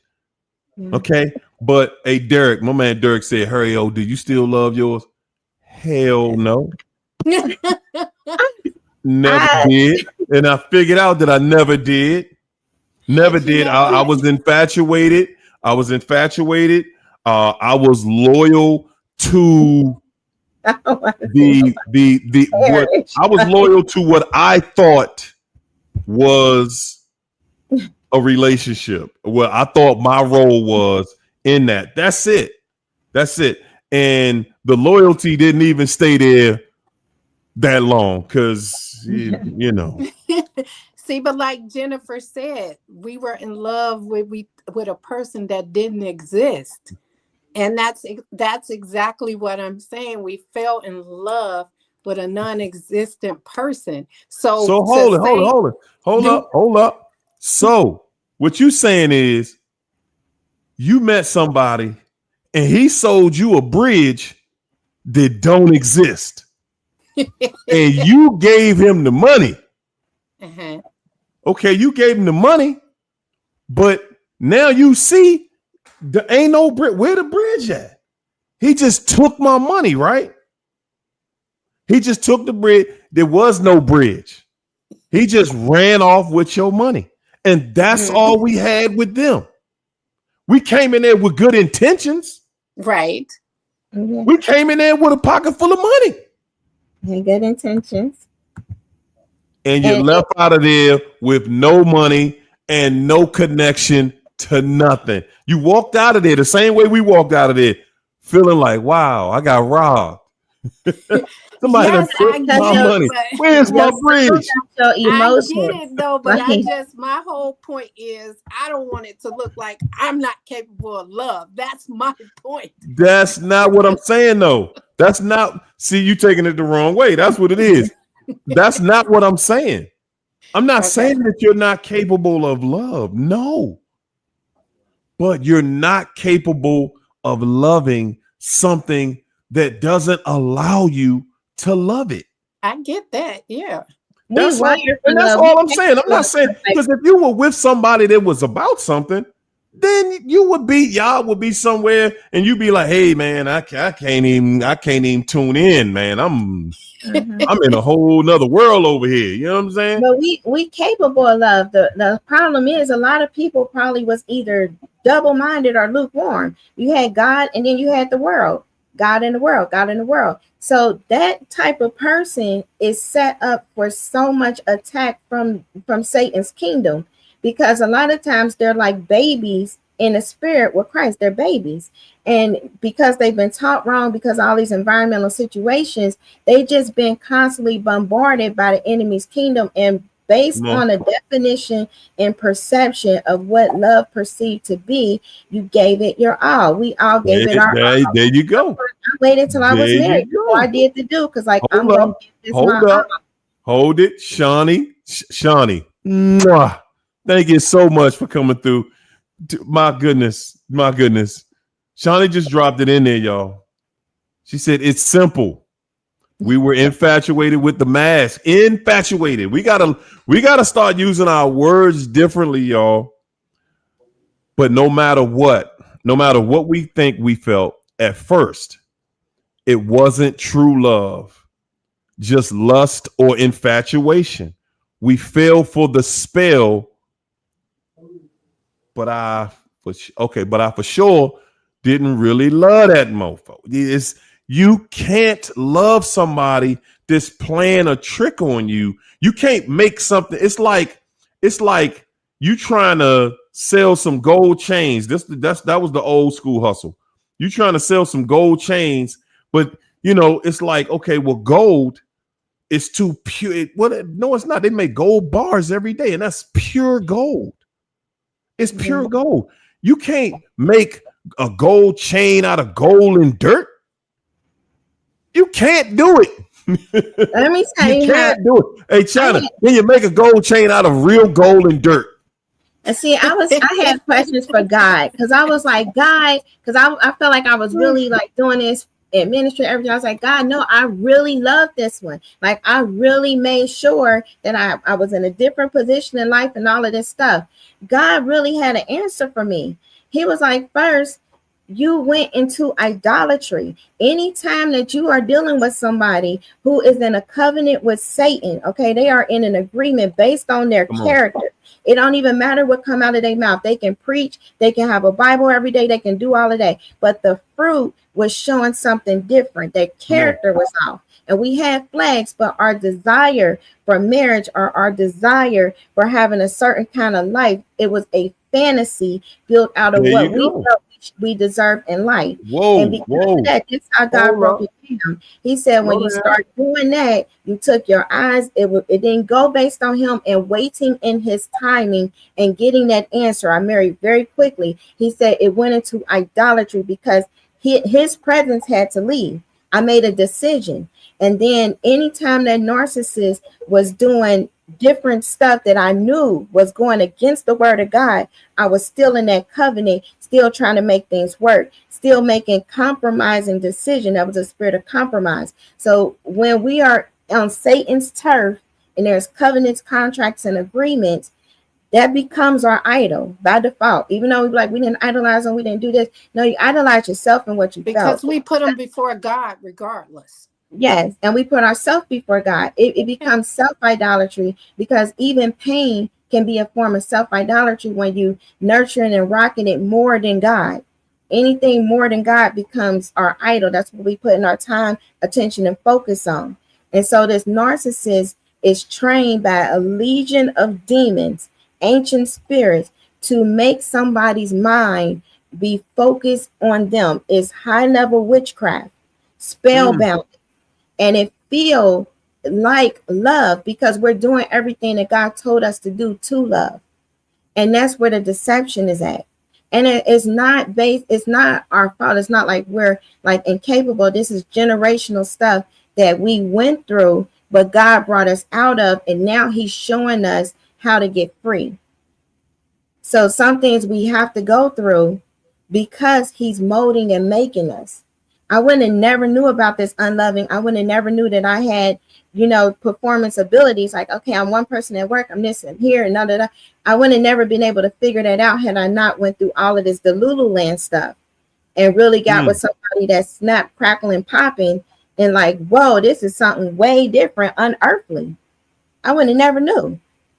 I've been through a lot of things, but that last one, the religious one, whew, We be that's a trying. spawn of Satan. That one, you don't just go through things in the natural, police calls, false accusation, all this crazy stuff.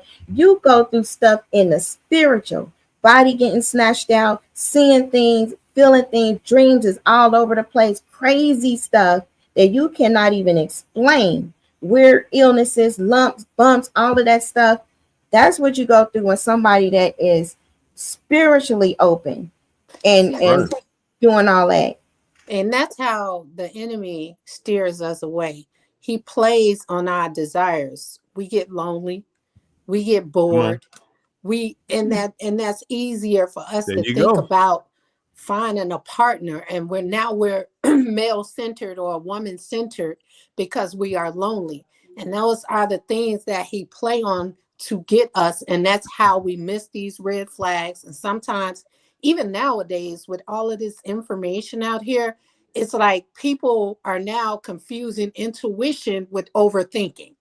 And sometimes that's how they miss that, because that intuition can be telling them that something's not right, that energy is not right, but then at the same time they're thinking like, man, am I overthinking this? Am I hyper vigilant? So you guys got to be very careful. And I always say go with your gut feeling regardless what counters it. If that feeling is strong and you have that energy that something is not right, you need to immediately disconnect yourself from that situation because it's not going to get better. Mm. Yeah. And somebody had made a comment about the love that is mentioned there. Like when they say, like, do you still love this person? I love everybody. And I, after being wounded, especially in a soul, when it's a deep soul wound, a lot of times that has to be worked out with God, to where you like, God, help me to love them the way that you need me to love them. And it's not going to be a love that's a relationship type of love. It's going to be, if you see somebody on the street, you pray for that person, ask to send mercy. So when you showing love, like real godly love for this person, you're not calling them up, hey, I just want to let you know I do love you, and all of that. No, that's in your feelings and stuff like that. That's not what God is talking about. These people are wicked. You pray for them the way you pray for wicked people. God have mercy. Don't let them perish, and move on. And you know what? And Move another thing is that we cannot continue to put that title on situations that just crashed and burned. That ain't love. Love is God. Love is God. So we can't just, oh yeah, I love that person. That devil. How you love that devil? How?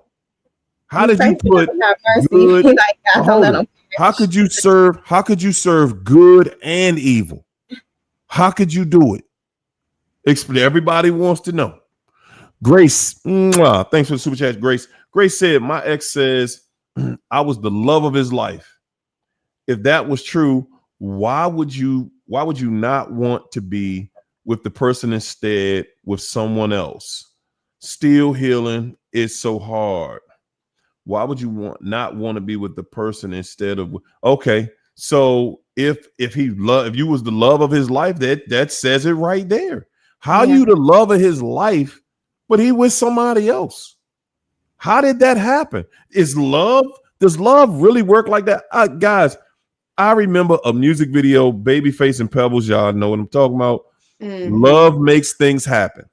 My song. That's the biggest lie I ever heard. What do you mean? Love makes things happen. Love don't make those kind of things happen.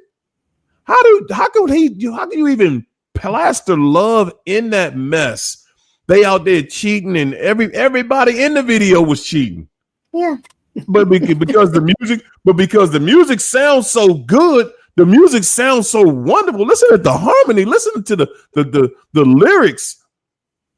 That was nowhere in that video did they show love. They showed people that saw somebody and started smiling, and all of a sudden you left your home, your marriage, and you was just with this person over here just because y'all smiled at each other.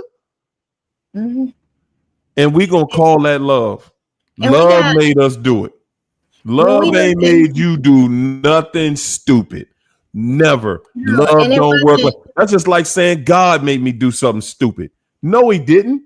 We have to look at what love is. Like when Jesus was on the cross, he is love. Like he was the very example. He said, forgive them for they know not what they do. That is a prayer. That's a prayer for mercy. He wasn't rocking with them. He wasn't sitting up here with the Pharisees calling them out. He said exactly what they was. They was vipers. Their mouth was like whitewashed tones, speaking death.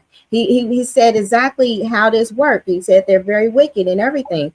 Not what fellowship has light with darkness. What we did was we got entangled, with the corruption, and then we want to make it seem like we're going to be their saving grace and their light to bring them out of the filth. No, only God can do that. We wasn't supposed to walk over there into the darkness. We got to take accountability for our things that we did. We weren't supposed to be in that pond. We're supposed to be over here. And then we have to ask God, to help cleanse us, and then get back over here and let God deal with them.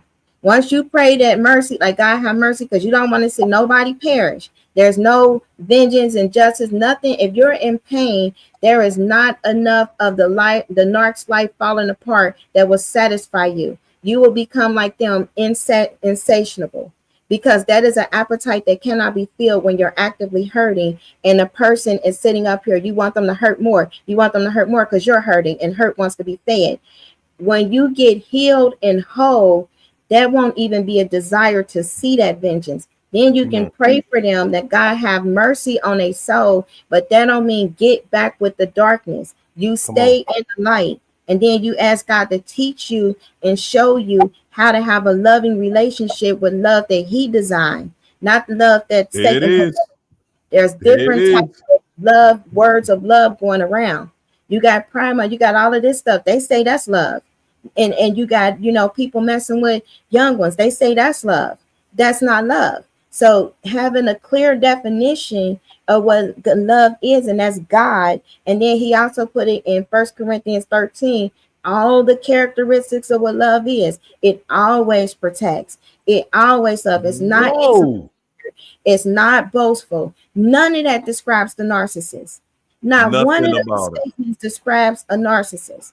So it's not. Hey, Keys, you know what? I want to jump in there real quick because I mean that in its truest form is exactly what describes love, and it doesn't describe what we saw or what we see in a narc.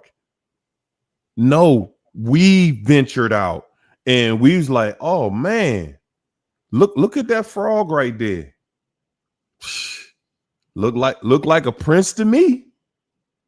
No, I mean, no, it's not a prince. It's a frog. It's a frog. Just because you pick the frog up and teach it how to do some things, and it's not going to make that frog a prince. We want to break the rule, and I'm saying this about me. We want so badly to have our little dream that what we wanted when we were growing up. We want that to become true so bad that we skip the steps. We looking at it and we saying like, well, I love this person. That's why I'm going through this, and that's what we gonna do, and it's gonna work out for the best.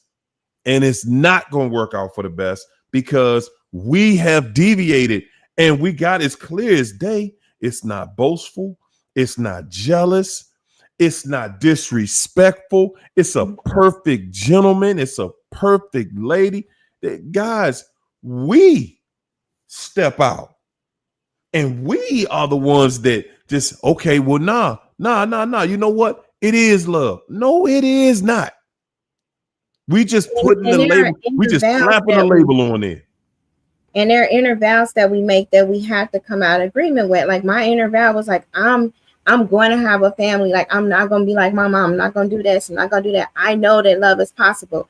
And I was trying to make, things happen where like, I know I can love. It was performance based. It wasn't just allowing God to just really heal and flow through my life, because it was always a relationship since, like elementary, junior high. It was never a point where God really got me by myself to really show me everything that he has destined for my life.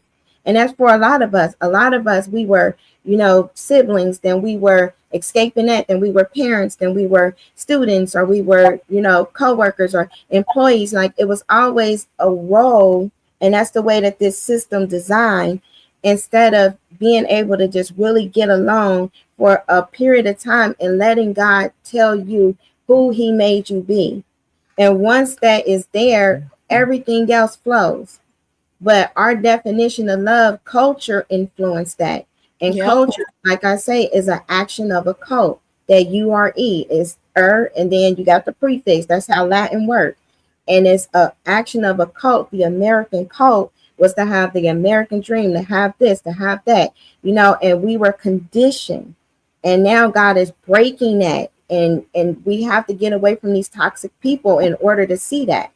And that's the thing, because we didn't first apply God's version of love to ourselves to be able to give it to someone else, or to recognize it when it's being given to us. And so we don't know what that feels like. And we thought what we were getting was love, because man's version of love, you hear these saying, love is pain. Mm-hmm. Beauty is pain. And that's what we're all basing our lives and our experiences on, instead of going back to the Bible and using that as a reference point and applying it to our lives, so that we can go out there and recognize it when we see it. Mm-hmm. And you can show, like, even when we look at our capacity to love, you can tell who's able to love and who's not, based on ability to love the children. Like narcissists don't love their children. They are without natural affection. The stuff is so crazy, There cold, you and go. callous.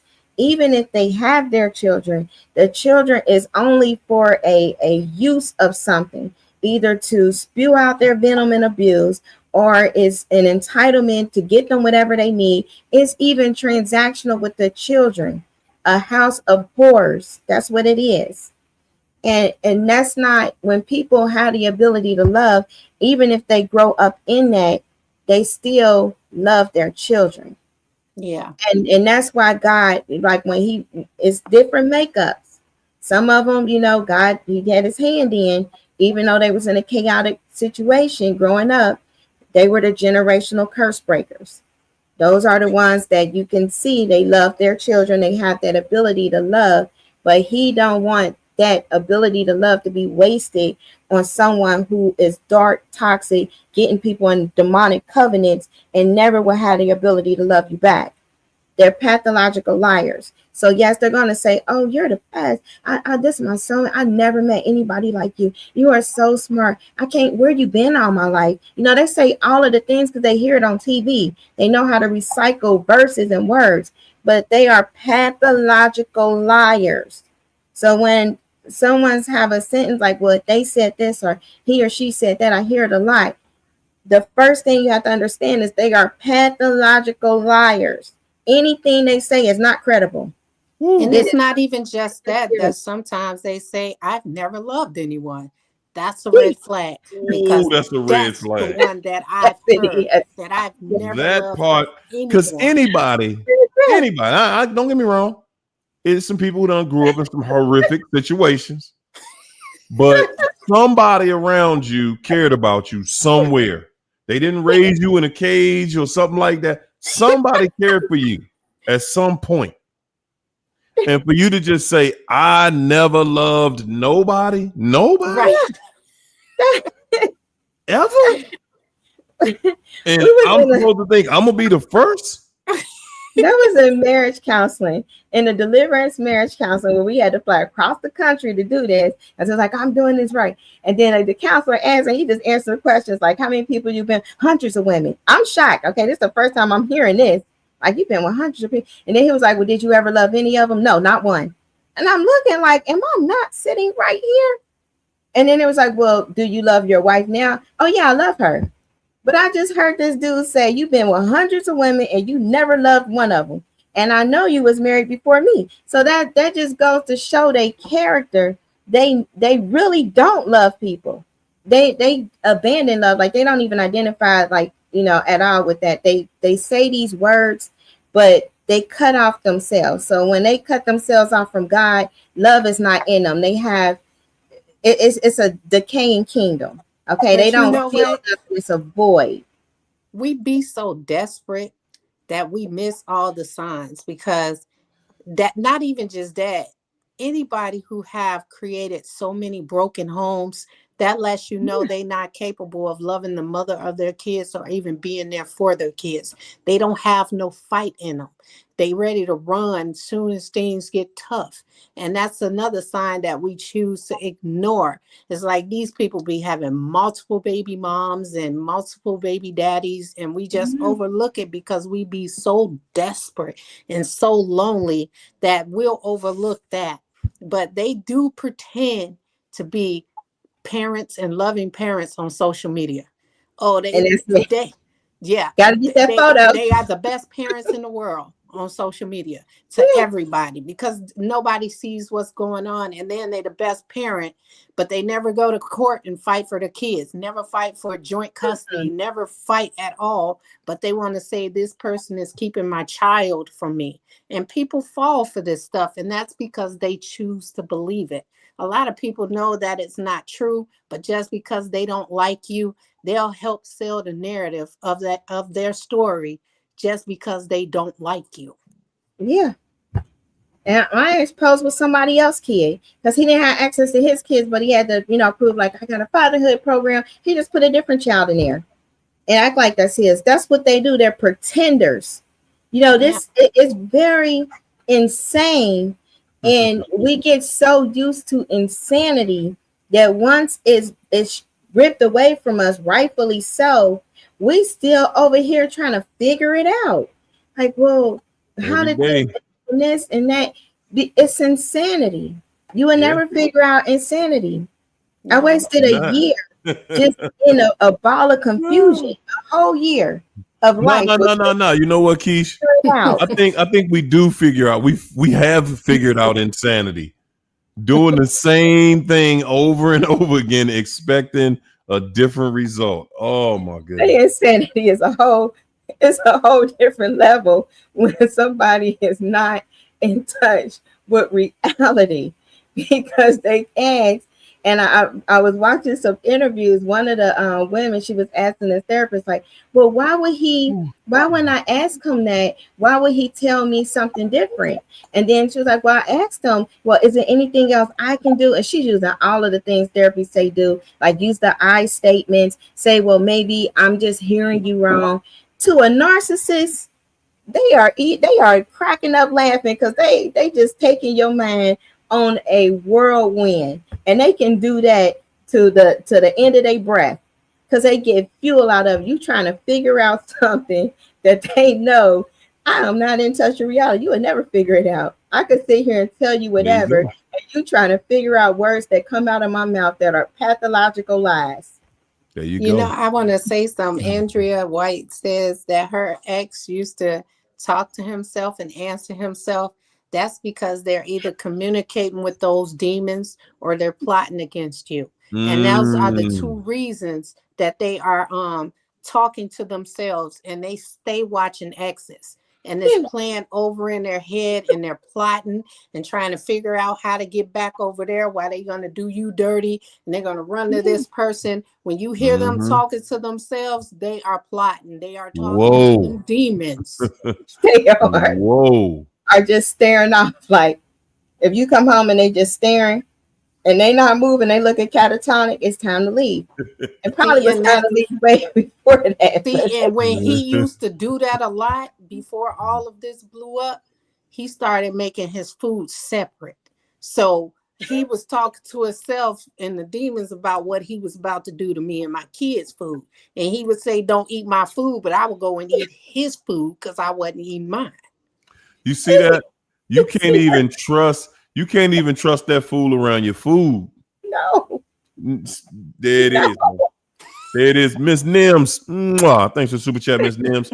Miss Nims said their appetite is insatiable, but survivors are reclaiming power. Thanks for speaking the words so many needed to hear tonight. Healing begins when truth is louder than manipulation, and your voices remind us we are not alone. Good God No. Almighty. Did she drop it on that one? Yes, that was powerful. Thank you. That was powerful, Miss Nims. My goodness, that's because that's what we here for. That's what we doing. That's what Yeah, this is all about, guys. This is And they all are. about showing you that that trap that you might think or feel that you're in on whatever level, it is not a permanent trap. It's Yeah, not. And I'm gonna tell y'all, man, it really looks grim. The first when you, man, just think about this, y'all. I want everybody in here to think back to your very first time. okay, The Betty Wright. very, huh? Okay, Betty Wright. The very first time that you found out that your or the narc you dealt with was cheating on you. Think back to your very first time and that feeling of whoo, I don't even know. See, that's how far away I'm that's how far away I am from this. Where it's like it's hard to even pull that back up and even give it any accreditation. But I'm saying this to say, guys, guess what?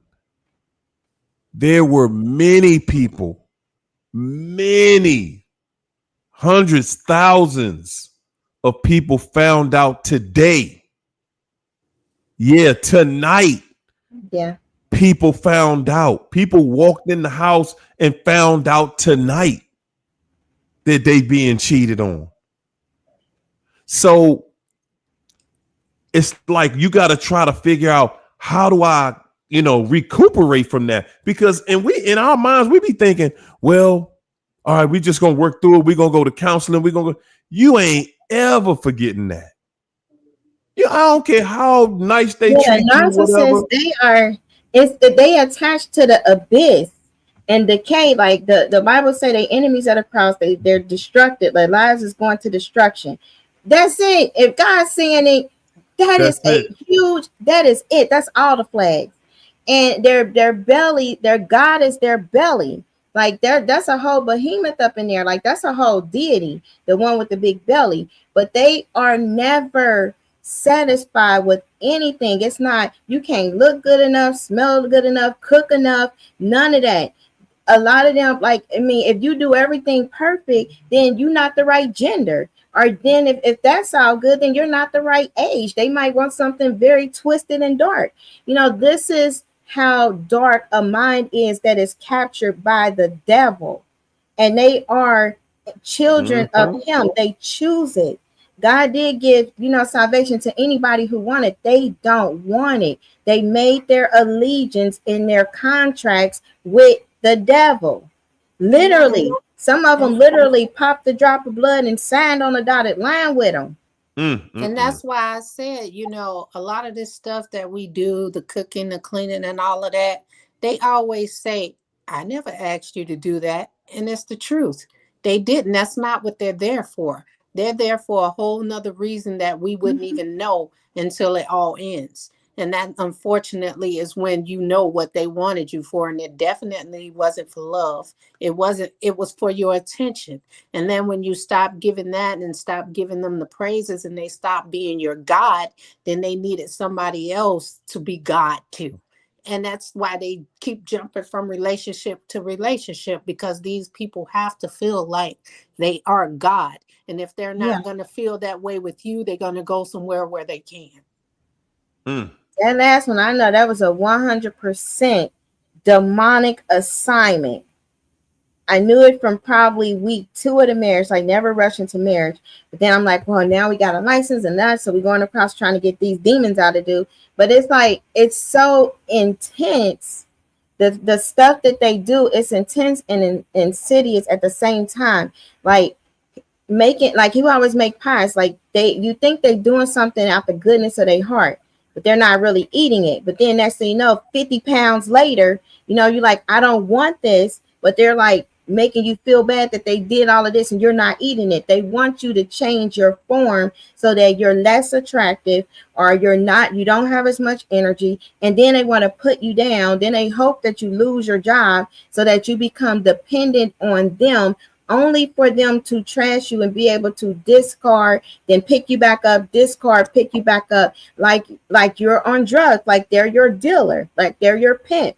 That's what they want to be. They want to break down all the things that you have established, blame you for it, and then be your pimp, and then put you on the sidelines while they bring this other person into the field play. That is torment, torture and torment. And that speaks demonic on every single level, because nobody in their right mind would ever try to torture somebody. If you done with them, then be done. Yeah. But these people, and again, I'm so glad we had this conversation tonight, because I think this shed a lot of light for everybody. And I'm positive everybody ain't even in total agreement with it. You know what I'm saying? Hey, China, you ain't the only one. Trust me. But at the end of the day, man, we can't just change the rules. When rules are made, that's the rule. Just because I feel like, I don't make the rule. I don't make the rule. I follow the rule. God made the rule. And if you're not following the rule that God made, then,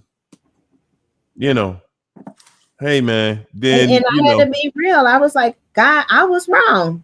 That was really hard That's because you know I what? felt like I You know was what, right. Keish? I'm like, Keish. hold on. That's the answer right there. That's the answer right there, y'all. When you find out you was wrong and you ready to admit to God, man, I was wrong. He gonna take that from you. He gonna take all that headache, that heartache from you, man. I was wrong. But we be so stuck on nah, man. He did me wrong or she did me wrong. Oh yeah, And so and down, so did you wrong, but yeah, what was you doing? What part did you play in that? You know, did you do you wrong? yeah. What And principles are you standing on when we say somebody did us wrong? Because for somebody to do you wrong, did you stay there after that? Oh, they You did you wrong and you kept staying right there. And you telling me, see, this what I want you to look at it like. Like you gotta convince God. You ain't gotta convince her or nothing. Convince God that you was in love with that person. But Lord, I love them though.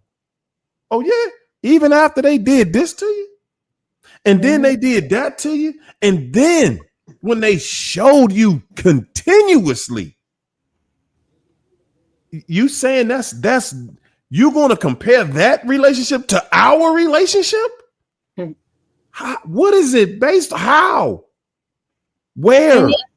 our core belief systems also keep us trapped. Like what G Rain has said, she's like her narc go to church every Sunday. It's very confusing. My ex narc, he was a self-made pastor. Like he does deliverance ministry, and people are actually He's calling. still in the church line to people somewhere. Yeah, got a whole ministry, okay, that he stole pretty much, and lying about credibility and everything. But when their heart, when they get into it, it is for self elevation. It's for image. You have very vulnerable people that seek God in the church. That is a very perfect position for a predator, because a lot of people not only ask for his advice, that is, based on books he read in prison, based on that advice.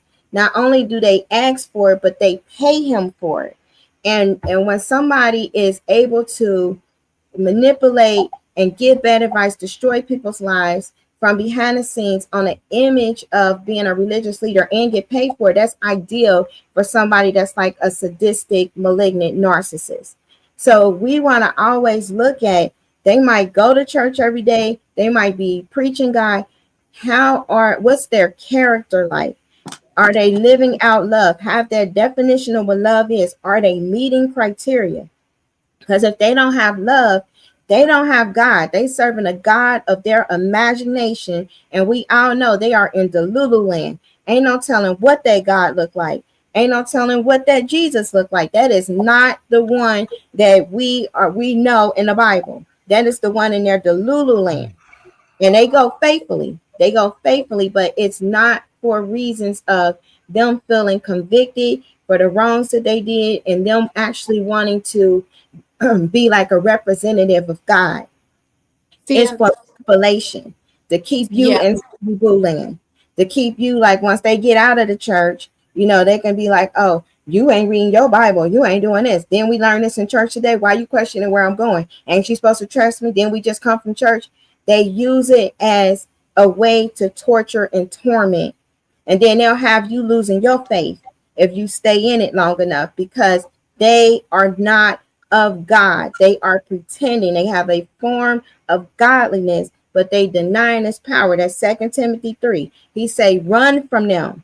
That's a different kind of judgment that they be dealing with. We got yeah. to run from that. And that's what we have been taught to believe, that a church is a sanctuary and that there is no wrong being done in the church. But the devil sits in church just like everybody else. He plays in Mm. people's mind in church just like everybody else. Woo. He know the Bible back and forth Say that. like everybody else. Say He that tried part. to tempt Jesus Come with on. the Bible. And that's how he twists things to try to That make it part. seem like it means something else. And if you don't know no better, you're going to fall for it. I know a guy that used to cheat on his wife, and every time she want to leave, he run to church because he know that's what's going to keep her.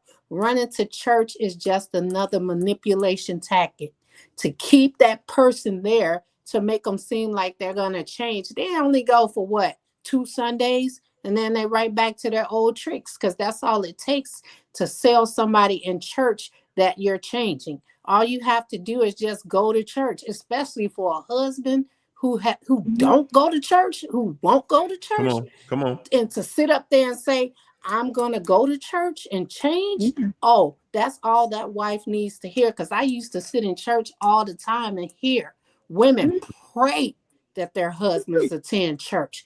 God, please draw my husband to the church. It be women in there praying for husbands. They be in there praying for the wrong things. And that's what we grew up off of. And that's what we believe it's supposed to be.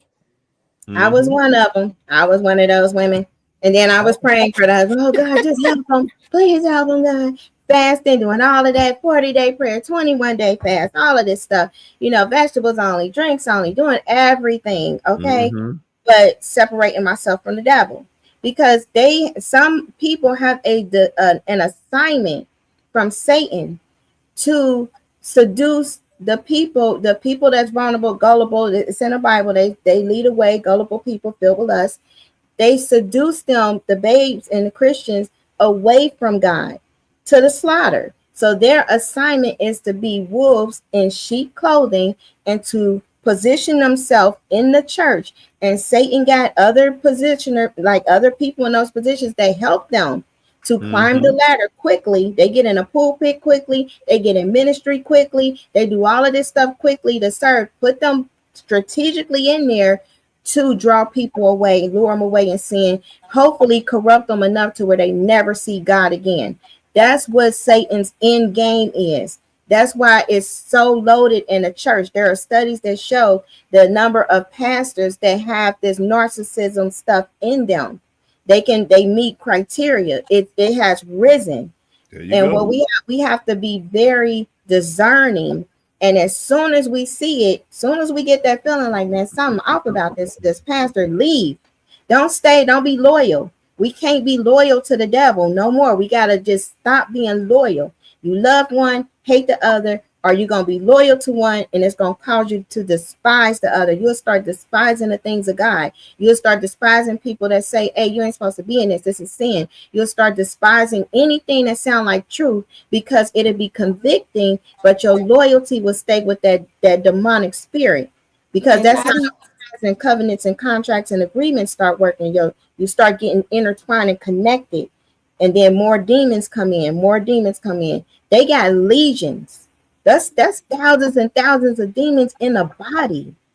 see, and that's the thing too. Not only will you not want to feel convicted, you also want to turn away from God, because you feel like, if I'm supposed to be going to church, then why is this person like this? Why am I wasting my time? They're sitting here telling me not to do this, like they're perfect, and they're not. And then a lot of people will go and still be out there in the streets because they figure you could. This is the example that's being set, but the bigger picture is for Satan to make a mockery of God. And what better way to do it than to infiltrate the church? Come on. Mhm. Come on. And that Good religious information. snark, oh my gosh, especially deliverance. This dude didn't know anything about deliverance. I'm the one who told him, like, dude, you got demons. He didn't even know. By the end of that whole couple years stuff, he had me thinking. He was like, you doing witchcraft. You up here, you have no love for God. You're not reading, you're not worshiping. Everything was a put down. Even when he would sit there and have the Bible open, he would just be having this angry look, looking around on what he can nitpick about anybody that's doing stuff, picking with the kids, picking with that. And I would be like, how can you read the Bible and be so angry while reading the Bible? Like, that should be giving you peace. But it was too much truth. Like, when you have two kingdoms warring in a household, it is a very volatile situation, because those demons manifest like back to back to back. But it's a setup. So when you Mm. really, like, when God is positioning you in a different transition in life, you have to pass that test, because he gonna expose everything, and then you're gonna be given a choice. Once the thing all the way manifests, they shapeshift, do whatever. Are you gonna choose God, or are you gonna choose this narc? That I chose God. I was like, I'm cool on that. I seen Leviathan manifest. Leviathan, you ain't got no power in there. I know who I am in Christ. But it took a while to get there because I knew that dealing with deliverance, as soon as I say this, it might be the end of everything. And I had a fear like, well, maybe I want him to change and not let it be the end of everything, because I still didn't want to have a divorce and be alone and break up a family. So I thought, but God, he had to go beyond me. Like, I'm about to just rip this dude out your life. You're not going to get it. It's going to hurt worse, but I'm going to have to rip him out, because even after that, you still having this false hope, but I got to show you really what you are dealing with. Because I still thought I'm dealing with somebody that's working on themselves. No, I was dealing with a whole devil. Okay, you're dealing with a whole kingdom of darkness, and it would never work. Never. Well, y'all heard it right here. Listen, y'all. Listen. Monday night, people. Monday night. Get in while it's a small group, man.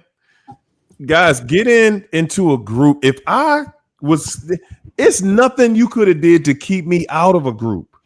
If I would have been at that stage and I known about a group that I could be in, goodness gracious, man, where I just get to vent and let this stuff out and talk to people that understand, that have been through. Okay, guys, you have to log on. I think in Chrome, you have to give access to your mic and your camera. You don't have to be on camera, but you do have to allow access to be. You have to allow StreamYard to get access to it. The Monday night meeting, guys. I'm listen. If you're going through it, you're trying to figure it out, you're trying to get through it. Monday nights, man. The Monday night meeting. Yep. And bring your questions. Indeed. Like, bring the questions are the issue that you're struggling with the most. Like, so we can help, kind of give that guidance on working through that. So whatever is like, okay, I'm stuck with rumination. Let it sound like, okay, I'm stuck with rumination. How do I get past that? Or I'm stuck with constantly feeling hurt. Or what can I do to not wake up and feel like I'm in pain today? Or to function or not feel numb? Just kind of write some things down that are some of the struggles, so we can use those Monday nights to really help work through that. Excellent. Listen, guys, it's a small group. I'm trying to tell y'all. Get in there, man. Get in there. Purge this stuff off of you. Mm-hmm. Purge this stuff off of you. Nobody wants to be that person where you can't focus, you can't concentrate, because it's always something. It's always this, it's always that, and I'm always going through. Get in a space where people have gone through it, and we just walking you right into the place where you're trying to be. I wish I would have known about stuff like this back then, years ago. Oh my goodness, man. I wish. But hey, the wish has come true. It's here. I wish I had common sense back then. I was like, dang, I just get your mind right. That's all. It's all about getting your mind right, getting yourself back. So, ladies, what y'all gonna leave them with this weekend to get them through next week? Get them to Monday. Get those people in through Monday. What you got for them? Go ahead, Keith. You usually lead us out. Then, just with the title, like, they are insatiable. When they say they're not ever satisfied, it means that they can never be satisfied with the amount of evil that they are delivering. They have to deliver a deeper level of evil. So if this one they only cheated, the next one they gonna cheat and they gonna verbally abuse. The next one they gonna cheat, verbally abuse, and hit. The next one they gonna cheat, verbally abuse, hit, and deal with and beat their kids. The next one they gonna do other things. It's like it always get worse and worse and worse, because now the appetite is getting bigger and bigger for evil, for destruction, for chaos. Like that's the demon in the kingdoms that they serve. It's chaos, confusion, calamity. Okay, that's it. Disaster. when you met them. They was already in that cycle of chaos, confusion, calamity. We were just buffering them out of some things. They was already escaping different things that always happens in their life. It's always a storm. And if you get caught in that delulu ziggity boo land, your whole life will be wrapped around trying to figure out how to help them in a storm that they are constantly creating. It's insatiable. The appetite to destroy is unsatisfying, and it always need to be fed. Don't let it be you. Don't let it be you. Once you completely separate, you will find how insignificant they really are. Nobody really even know them. Not at all. That's all I got to leave them with. Well, what I'm going to leave you guys with is I saw a comment in there where she said she's dealing with rumination.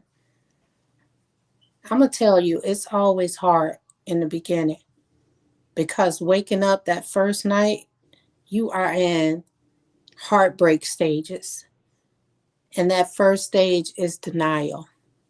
And that's why you're ruminating. See, and then you go into curiosity, and that's when you're thinking, oh, is they happy over there? I wonder, did, he doing this or she doing that for that other person? And then, you're going to get into acceptance eventually. But it's going to be a long road. And I'm going to tell you how to fix that rumination outside of prayer. You don't. Because if you try to fix it, you're going to be like them. Rumination is sitting in that pain. They run from pain. And that's why they mask it with another body. And if you want to try to get past that rumination without going through the process, that's exactly what you're going to do. And how I know? Because I was that person. It took for me to get under another body to get past that situation. But then I started going through the process and processing everything that I went through. And that's why I am where I am. And somebody said that I said I got over this in months. No, I never said I got over it. I said it was go time. I gave myself a time limit and said, you got to snap out of this for your kids. And when that time came, I hit the ground running because I knew it was our survival. I knew I had to take care of my children. So these people are never satisfied because they don't know how to be. They wasn't taught to be. And now they don't want to be because they find satisfaction in different people and different things and different wants and different needs because they are greedy. And if they can have it their way, they'll have you accepting them being with that person that they ran off to and you being the side piece. And when they're done with them, come back to you. Don't let your life be theirs or based off what they did to you. Like my doctor told me, sit in that pain. And that's the best advice I ever had because when I sat in that pain, it didn't hurt so bad. That's real. That's real. That's real. Ladies and gentlemen, I'm going to just tell y'all, man, have a great weekend, of course. Yeah. And every room that you walk in, every space that you enjoy, everything you about, man, if you're not coloring your life with God, if some connection with God, some form of a connection with God, I know I'm starting to sound like a preacher or something, right? it is what it is, because I'm just here to tell you, man, it really ain't no other way. It really ain't no other way. Once you get into a place of understanding, you get it. we be trying to figure out how I can get around this without going through God. Because I know what I was doing was not of God. Correct. That's all it is. But the thing about it that I want everybody to see, man, is that God made us just like him. He know we messing up out here. He know it. He just want us to act like we got some sense. That's all. Like, I know you know that fool you with ain't no good. Right. We both know that I ain't tell you to stick it out with that fool. No. You decided on that. He just want us to bring it back home, get it together, get it right. Yeah, it's gonna be some headaches. It's gonna be some heartaches. It's gonna be some everything you don't like. I promise you, man. Everybody got to go through that fire. Everybody got to go through the fire. You're gonna have times where your whole life it's gonna be this week or this month, and it'll be that coming down the street. Even when you are in total submission, you still going to be tried. You're not just going to have that boring life where nothing ain't going wrong. How can you grow if nothing in your life is going wrong? Right. Guys, I'm just speaking for me and everybody else that's blessed. Man, take it to God, man. Give it to God. You tired of going through it? You tired of feeling some type of way, man? Yeah. Again, like I said earlier, it's difficult for me to reach down into those places, man.